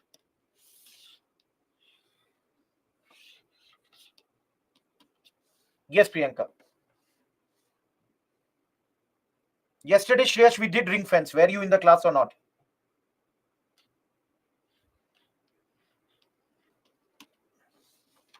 Yes, Shoaib. Anglo-Sikh War. 2 wars we have to see. Please understand, guys. Sikhism we will not study. See, personally, if all of you, if you ask me here, I would advise attend the live class. They go both simple. Hai. If you are listening to the recorded lecture only, then listen to the tablet lectures. They are also provided to you. They are recorded. In the mean, it will not be there. It will not be there where, I talk to the students, I address their doubt. There it is direct, only to the subject knowledge. If you have to attend the live class, the logic of live class is what? You ask your doubts and instantly they are resolved. If you are not attending the live class, and if you have to do it from recording only, then the better is go for the tablet only. Why are you even going for the live class here? So better thing will always be, no, that you think in history, what did I say in current affairs in the last 5 days? Nothing. Getting my point? Sham, revision. The tablet lectures are also available throughout the year. Do the revision as many times you want to do from there. Guys, I'm only saying be available in the class. See, dekho, in this exam, discipline is very important. Somebody who does not have discipline, you cannot clear that. Mohan, if you don't understand something, talk to the mentor, write the mail to Target IAS. That's the perception that you have, Chandrajyoti. Same teachers have done everywhere. We will do the PYQs today. Guys, Sikhism, you will study in medieval history. Here, we are going to do only the modern portion. So, just for one slide, if you all have this idea, you can see. No, Pranav, they are in. You can write the mail. You can ask me. Where do you find that problem? They are not lengthy. The only thing is the PYQs and all are also there. See here, everyone. Started by Guru Nanak Dev Ji Maharaj. There were 10 gurus in Sikh religion. Guru Hargobind Singh Ji Maharaj had started to change this into a fighting community. And by the time Guru Gobind Singh Ji Maharaj had come, the Sikh had become a political and military force. Later, the Sikh were constantly fighting against Aurangzeb. But we have already studied. Guys, this you will do again in medieval history under the chapter of Bhakti movement. This is only a brief idea. We have already studied that Bahadur Shah, the Aurangzeb's son, wanted to have better ties with the Sikh, and that's why appointed Guru Gobind Singh Ji Maharaj as a very big Mansabdar in those days. But unfortunately, Guru Gobind Singh Ji Maharaj was assassinated in South India near Nanded, and he was assassinated by one of the Pathan employees. So now I begin the chapter. This is something that either we had done or you would do in medieval history. Now coming to this.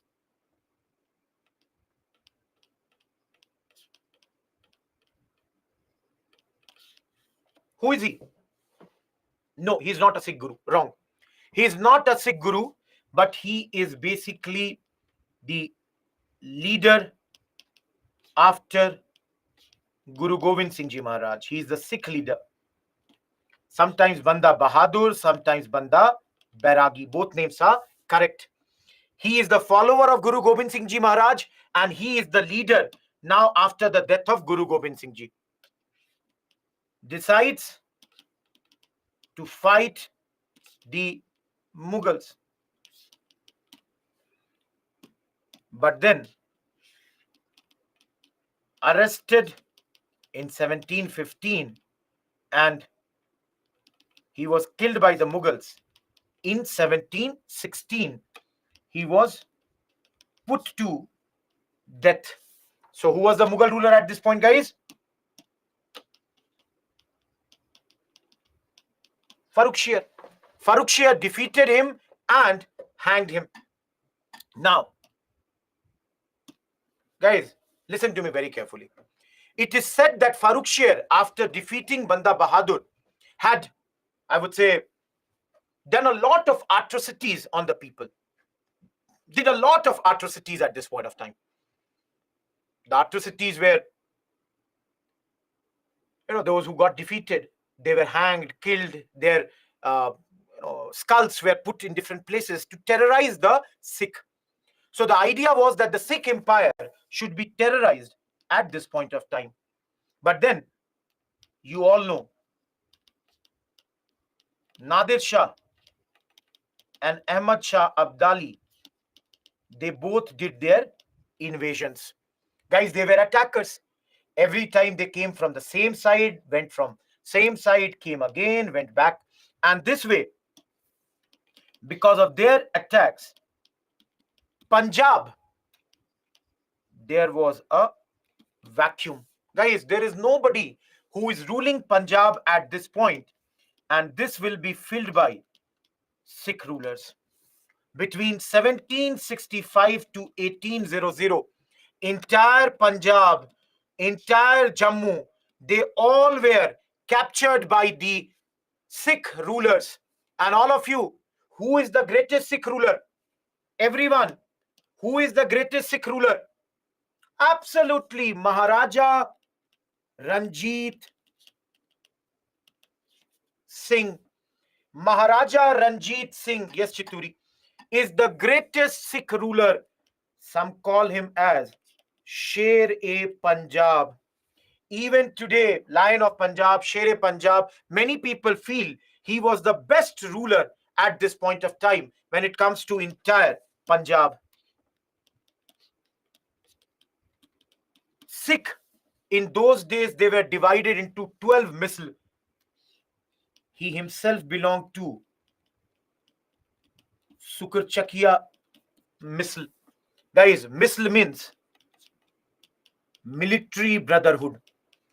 So you must have heard na Ahluwalia, for example. So Ahluwalia were one grouping. Similarly, Sukarchakiyas were another grouping. So all of these were there. But Maharaja Ranjit Singh, he brought all Sikh chiefs under him and formed his own kingdom. Guys, brought everyone under him and formed a mighty empire in this place. In fact, all the Punjab to the west of Satluj was now under his control. He was Uni.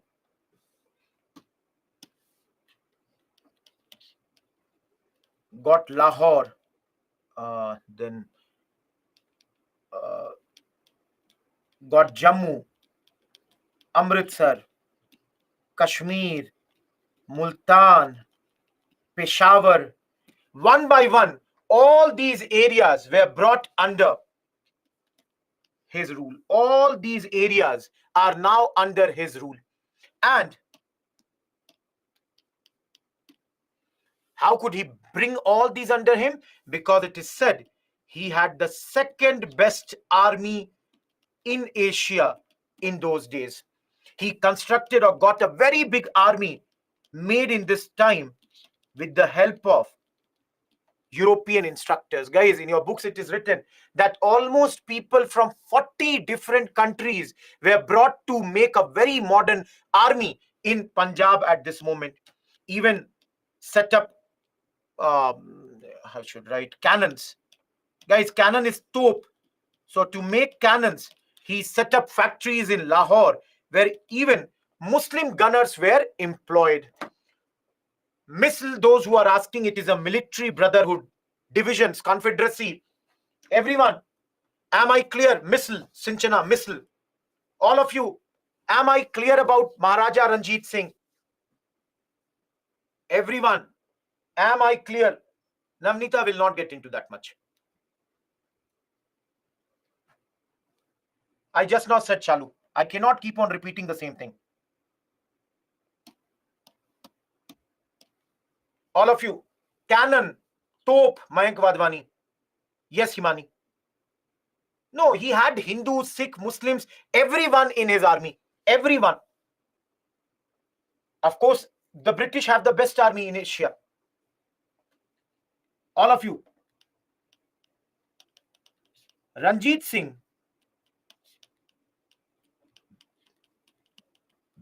died in 1839. And after this, there was rapid changes of governments, which led to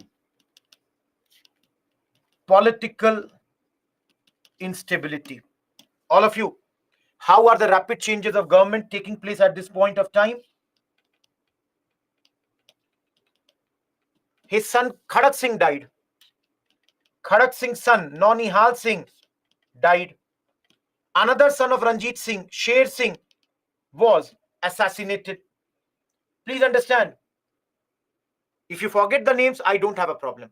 Everyone, will you admit it or not, that if continuously so many rulers will come, there is bound to be political instability, each one of you. And now, the last king, Dilip Singh, becomes a ruler. He's a minor, and that's why his mother, Rani Jindal, is the regent. So actual power is in the hands of the queen mother. But the problem is, because of these two selfish and corrupt leaders also had come. Even though, guys, I must write that, the power had gone into the very strong Khalsa army.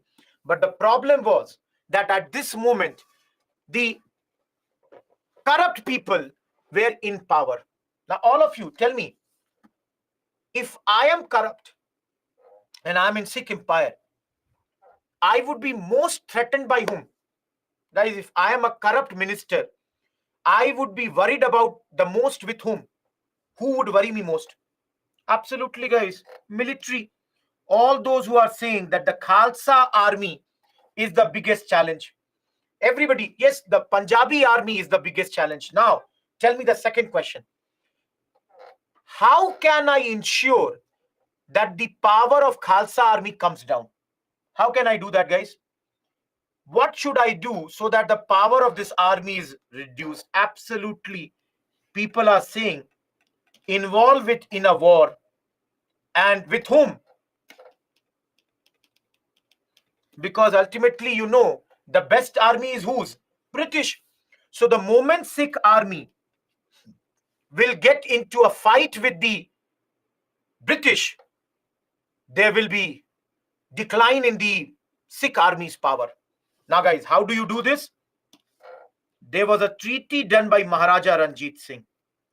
Under this treaty, west of Satluj belonged to the Sikh and east of Satluj belonged to the Sikh.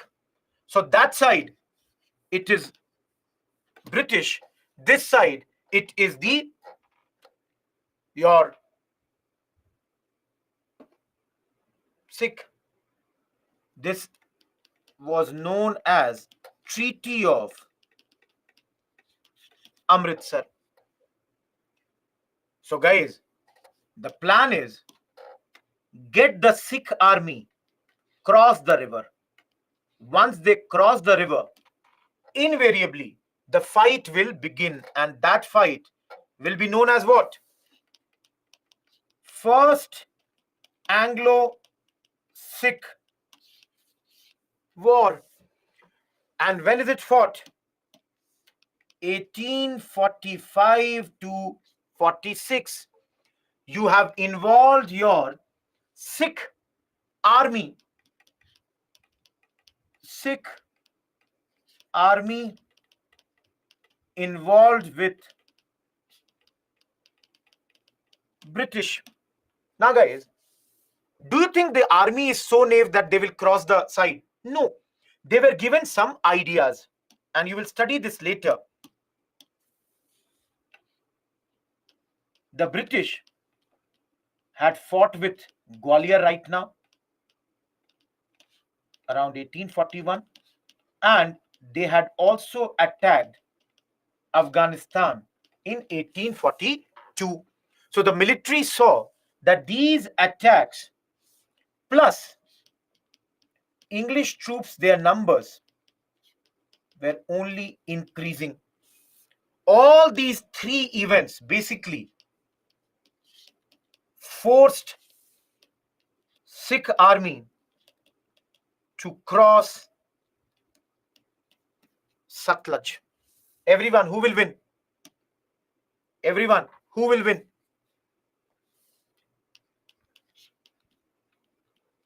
Mudki, Firoz Shah, Buldilwal, Aliwal, Sobrao. In 5 different places, Sikh got defeated by British. Guys, let me tell you one thing. Sikh, very, very brave, patriotic. They might have won this war, but then again, guys, treachery. Sikh commanders, Lal Singh, Teja Singh, they all had conspired with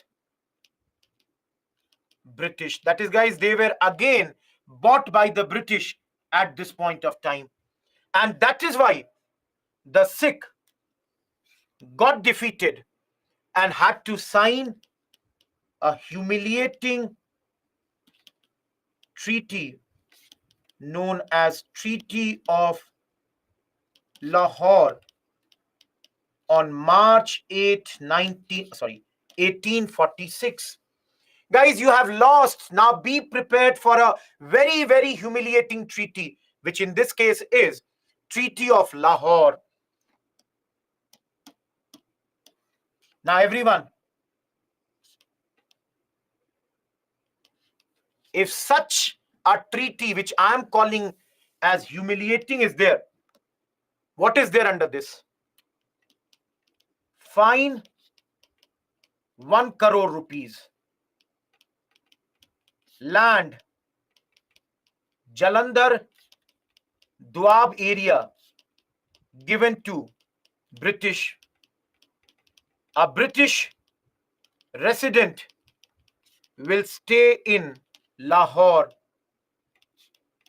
Dilip Singh accepted as ruler. Rani Jindan accepted as regent, means guardian, and Lal Singh accepted as wazir. All of you, in the topic of Jammu and Kashmir, you might have heard about this. Because the Sikh could not pay the amount, that is why Jammu and Kashmir, they were sold to Gulab Singh at this point of time. Regent means guardian. Everyone, a lot of times when you study Kashmir in post-independence and all that, you might have studied about this. You can see here. Kashmir is now sold to Dogra Rajputs area, Musharraf. Now this Kashmir, Jammu and Kashmir has been sold to your Dogra Rajputs, a very, very humiliating treaty. Yes, they limited, guys, limited the Sikh army also. You know, their number. Guys, because of this, Sikh were angry. And Sikh, they again revolted but had to sign a treaty of Bhairowal. So they signed another treaty in the same year, 1846. The treaty known as Treaty of Bhairowal, not that important. One very important point was a permanent British army was to stay in Punjab. Yes, Anjali, you are correct. The British resident's name was Henry Lawrence. Those who are not understanding why the Sikh army crossed, because they could see the intentions of the Britishers. Anyone else? Any doubt in this? And for those who are asking page number is 83, 84. Uni, I said permanent British army will be there. Shalu, I just now said. Area was given to the Britishers, Hafsa. This much area was taken by the Britishers.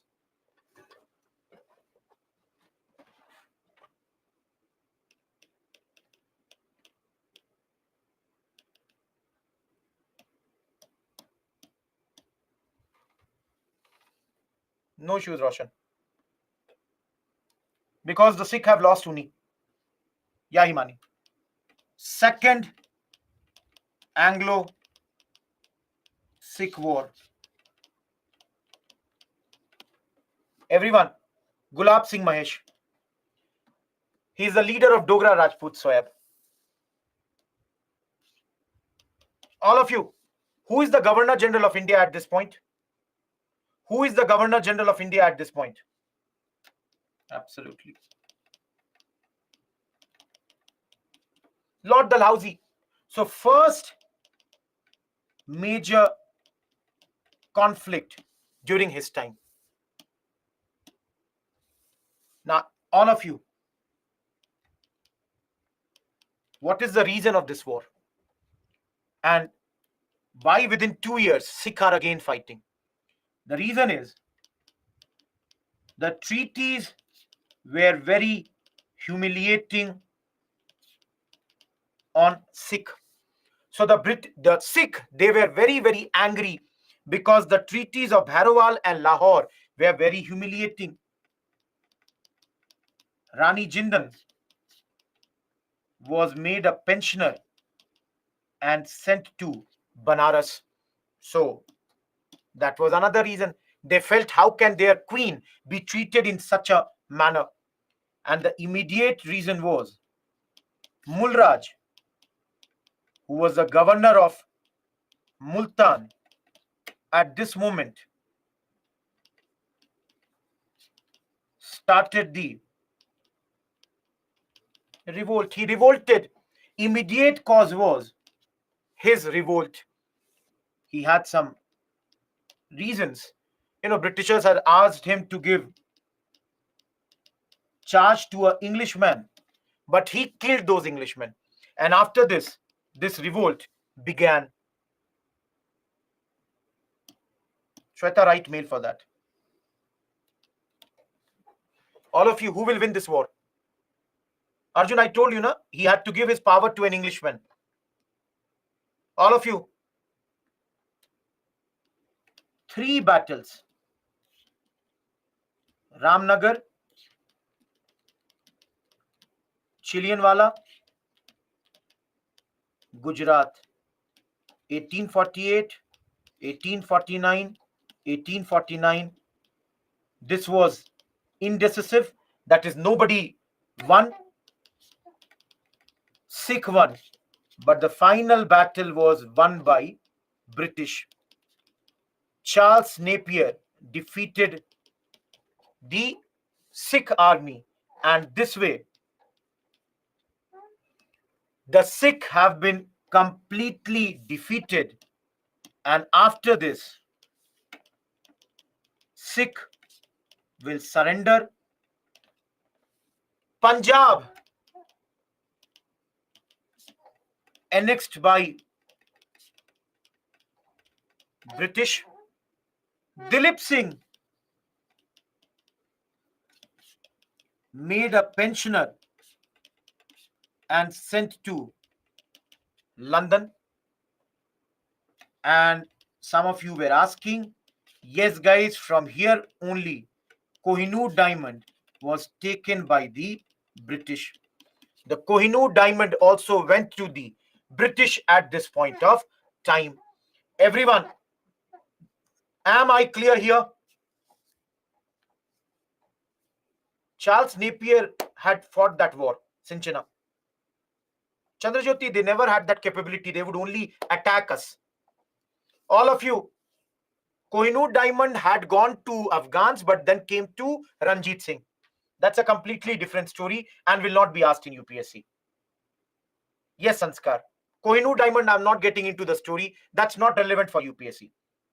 It is with the Britishers right now.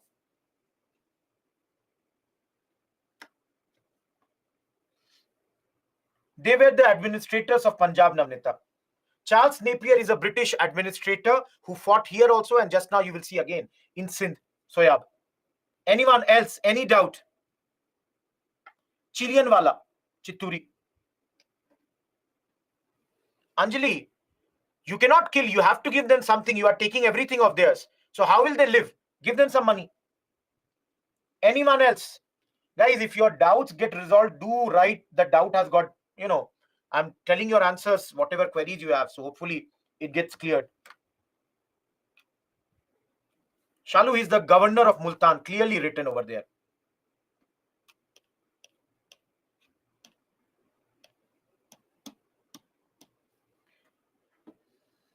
Last part here. Annexation of Sind, done in 1843 by Charles Napier. Remember, Sind, why was it attacked? Because British feared Russian attack on India via Afghanistan or Iran. And in order to stop this, British decided to increase its influence in both the places, and they felt this could only happen if Sindh was under their control. Now guys, the thing is, Sindh rulers were known as Amirs, and these Amirs had already signed subsidiary alliance. They had given Sindh River to British for their commercial possibilities. They had opened rivers, roads of Sindh for the British.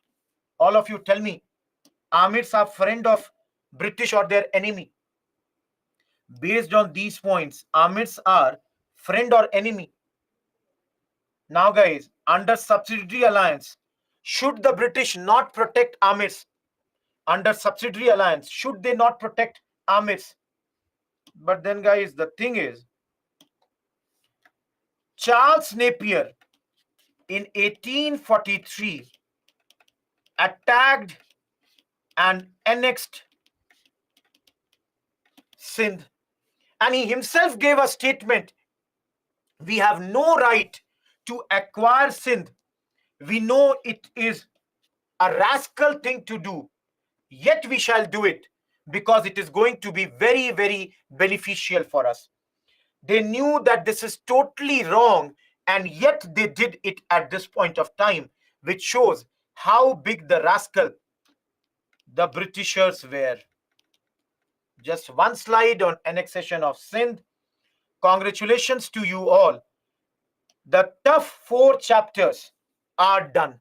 The 4 big, modules which are the toughest, which I think are completed. And now we enter into relatively very, very easy module. And here you will not have to attack everything. Here you will not have to remember everything. A lot is there to understand. And today only PYQs we will do. Satyam, the important ones. We will do PYQ in some time. Those who are asking the last slide, please see the last slide. Arjun, what are you not understanding and where you in the earlier classes? Guys, today, under the chapter of economic impact, under the topic of economic impact, please understand, because I can only give 15 minutes. That's why we will only do one topic under this drain of wealth. 15 minutes more of study, and then the questions, PYQs will come.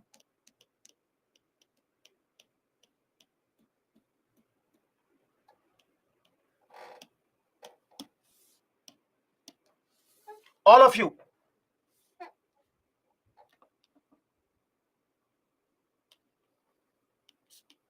what do you understand by this word? Everyone, what do you understand by drain of wealth? Loss of wealth, okay. Taking money out of the country, Shushmita, okay. Correct? Absolutely, most of you know this. Good. So guys, can I write the continuous outflow of wealth from India to England without adequate commercial, financial, or material return. Everyone, do you understand this definition? Continuous outflow of my money from India to England, and we got nothing or very less return in lieu of this much. Everyone, do you accept this? Anmol, you are correct. You are not incorrect, but we'll come to that. Definition is clear. Okay, good. Another thing is, who all wrote on this topic? Guys, Dada Bhai Naroji, R.C. Dutt, R.P. Dutt, G.V. Joshi, Gopal Krishnan Gokhale, Mahadev Govind Ranade, Prithvish Chandra, okay, I should write the full name, Prithvish Chandra Ray, G. Subramanya Iyer, S.N. Banerjee, Dinsha Vacha, Bholanath Chandra. All of you, 2015 UPSC a question came. Amongst the following, who all have written on drain of wealth? Can you see? No, Satyam, you are wrong. Everyone, can you see here? Everyone, these are the people who wrote on this topic, and I've started with the most important man. He gave this term drain of wealth. Bholanath Chandra Chitturi. He was the first person to give the name of, or give this particular word terminology, drain of wealth. He clearly was the first person to say poverty of India was not due to internal factors but due to colonial rule. First time a man clearly said we are poor not because of our own factors but because the Britishers have made us poor. Wrote some very, very important books like Poverty and Un-British. Un-British means unlike the British, un-British rule in India. Similarly, his one paper was The English Debt to India. He wrote these books, these paper, to show how the Indians were taking out money from us. Guys, the second most important person here is Romesh Chandra Dutt, was an ICS officer, wrote a book, Economic History of India, around 1901. And he also said in his book that the Britishers are slowly and slowly taking out money from our country. Yes, guys, for example, G. Subramaniam Iyer, he was using his Hindu newspaper to tell the people about drain of wealth. Similarly, your Mahadev Govind Ranade published a book called Essay on Indian Economics. He also discussed about this drain of wealth theory. Guys, all these people somewhere have written on this particular topic. On everyone, drain of wealth, if you will, open your Bipin Chandra. Only in 1.5 page they have, given on this particular thing. And in that it is clearly mentioned that this drain of wealth led to poverty of our country in those days. Everyone, is this slide clear? No, Kishan, not right now. Everyone, is this slide of drain of wealth totally clear? This is very easy topic, very simple topic.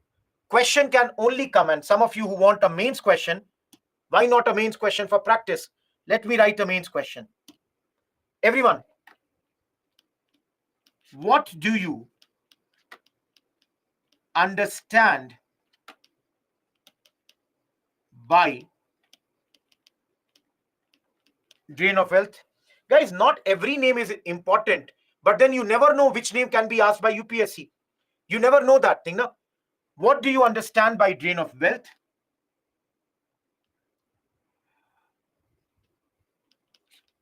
What were the mechanism through which drain of wealth was achieved by British, and how did it impact us? That is, how did it impact India? Everyone, is the question clear? Everyone, is the question clear? Not needed, Mayank.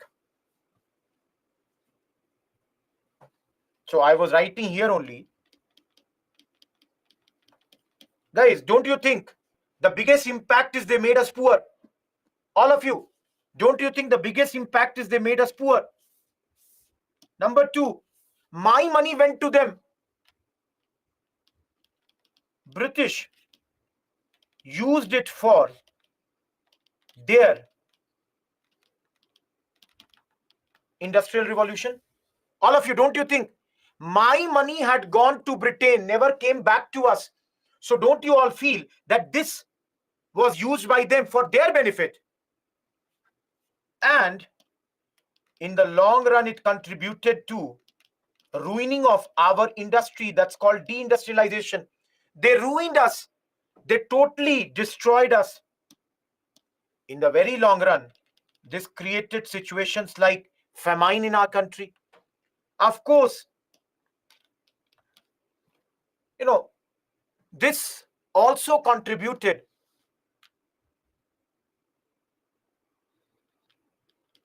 that capital creation in India suffered. All of you, what is capital creation? Capital creation is money makes money. From money only we make money. But now, because of this, we are not able to make money. Everyone, there can be so many other points. Is the impact clear?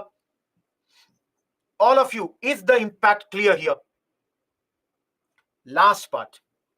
And I'll take another last slide, 5 more minutes, and let's go in the PYQs. All of you tell me,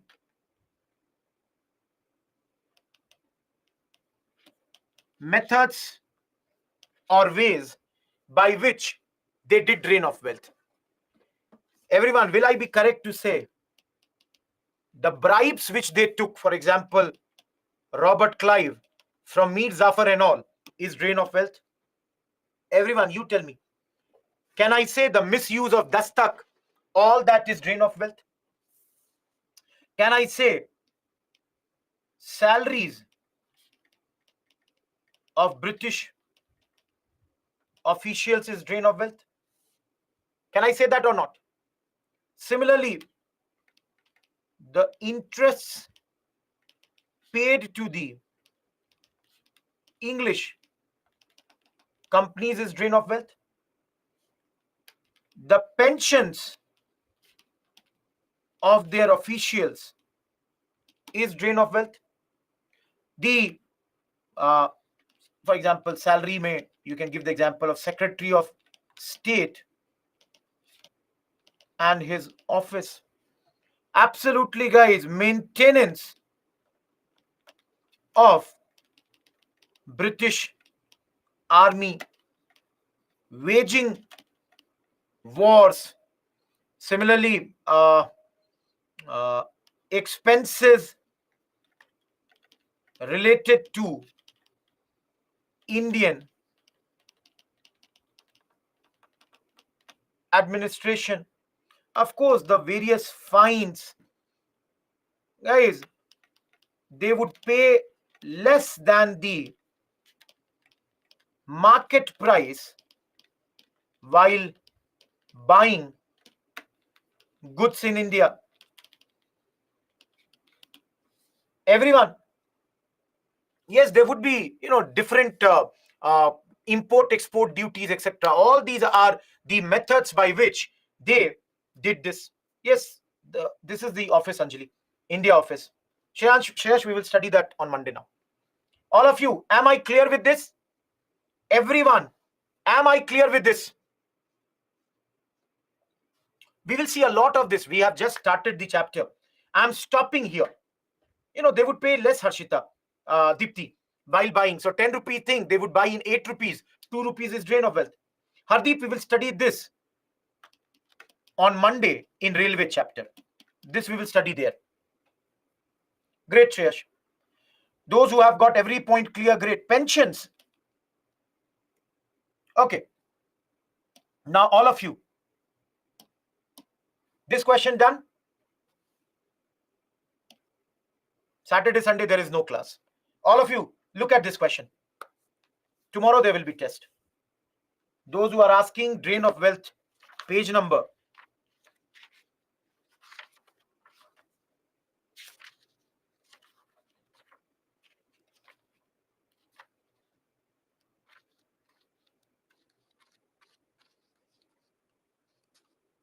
Guys, drain of wealth is in 98, 99 page. I'll write that.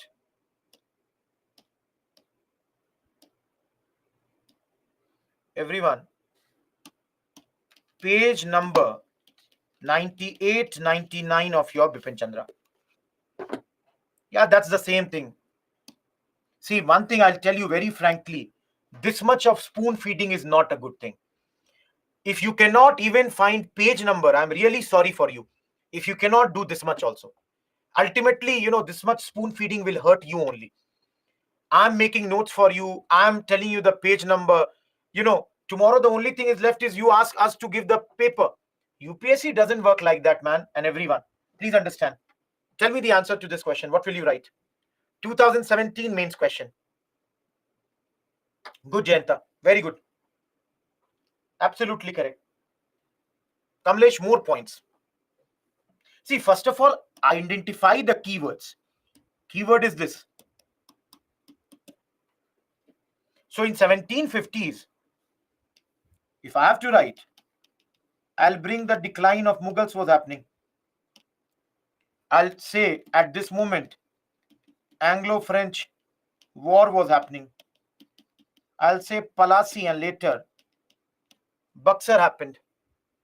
Then 1761 only I'll mention Panipat took place. Of course, some provincial kingdoms had emerged at this point of time. Rise of regional powers. I will not write Mysore war. I will not write Mysore because it happened in 67. So mid 18th century for me is something like this. No, Sikh wars happened in. Please look at the years, Vikas. Which year they are asking. I'll talk about attack of Nadir Shah and even Ahmad Shah Abdali. Everyone, do you get the points? I wrote Anglo-French War, Ritika. The question is simply asking how the middle of 18th century saw that in India there was a fragmentation of the polity or the rule. That's being asked here. Sushmita, have patience. Am I clear? Everyone, 45 seconds for this, or this is 1 minute question. I'll start a new poll. 4 options. 1 minute for you. Give me the things. Look at anything else. Office, no issues. Said under subsidiary alliance, your army, that is British army, and the local rulers will pay. Similarly, yesterday we said Tipu's alliance with French was seen as a threat. That's why he was attacked. Of course, one of the points was British are the supreme powers in India. This was never a point. Income may come, but there was no provision for fixed income. If anyone did not see this word, not was asked, not applicable. Let's see this question.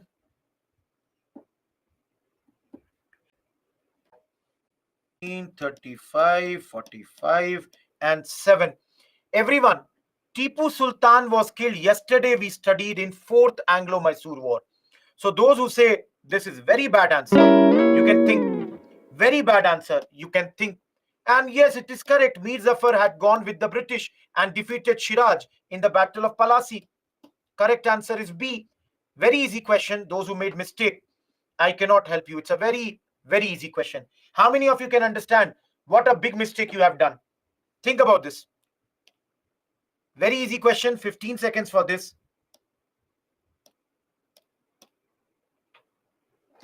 Yesterday we studied 4th war. Do the of the Maratha state. It's a easy question. Very, very easy question. Moving ahead. Chronological order. Think about this. Okay, let me think. I don't write, give the answer in the is this. How can Buxar be before Palasi? We studied Buxar is after Palasi. Very bad answer. And yes, we studied Palasi in 57, Wandiwash in 60, Buxar in 64. Answer is B. Everyone, you can again see those who have committed a mistake, keep on learning what you have done wrong. Very simple question. 30 seconds. Can I give you that much time? That's the answer. Guys, think. Question was asking what is not correct. Did Portuguese capture Goa in 1499? No. They captured it in 1510. They only came to India in 1498. Do you think in the next year they will buy or they will win over it? No. That's the answer. Am I clear, guys? A is the answer. Very easy question. Very, very easy question. 15 seconds for you.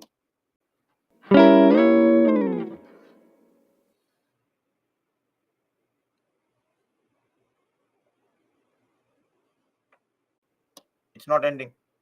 Okay, it came.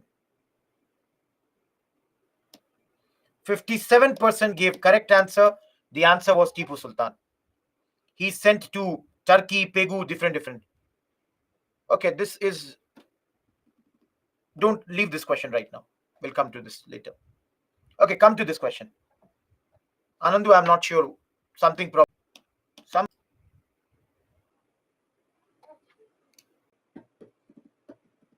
I'm really sorry. This poll is not working. It's not, it has come to 0 and not telling me this thing. How many of you? Tell me what. Everyone, some problem with the app. I got stuck. Is it audible now? Is it audible now? The answer is C. I don't know what answers you gave. Please understand, guys. Who was killed by his wazir? The answer to this was Farooq Sher was killed by wazir. Humayun died while, coming down of this thing. Okay, 53% have given correct answer. Who was defeated by his nephew? Jahandar Shah was defeated by Farooq Sher. And this was Rafiud Darjat, who died because of much more wine. Very easy question. What is incorrect? Think about this. 15 seconds. 16. This is correct because he came during the time of, Jahangir. Thomas Roe and Hawkins both came during this time. So B was incorrect. Very easy question. 10 seconds. Question. Where did he give this? 60% give correct answer. Jahangir. And tell me, first factory in South India. Overall, the very easy question. 10 seconds again. Mistake. the answer. I marked William. William is in Calcutta. St. George is there in Madras. Okay, answer this question.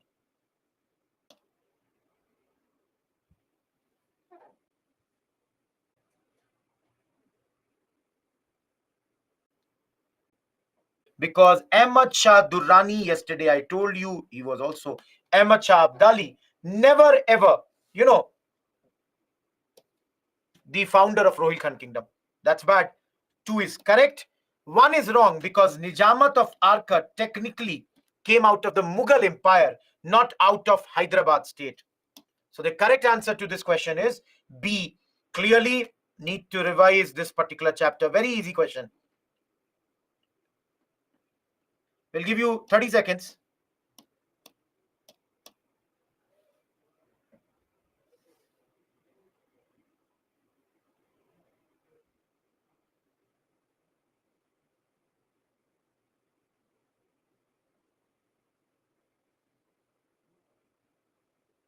Yeah, elimination. No, Shalu, you are wrong. Jahandar Shah was killed by his nephew. Goa, but died in China. The moment 2 is wrong. All these are wrong.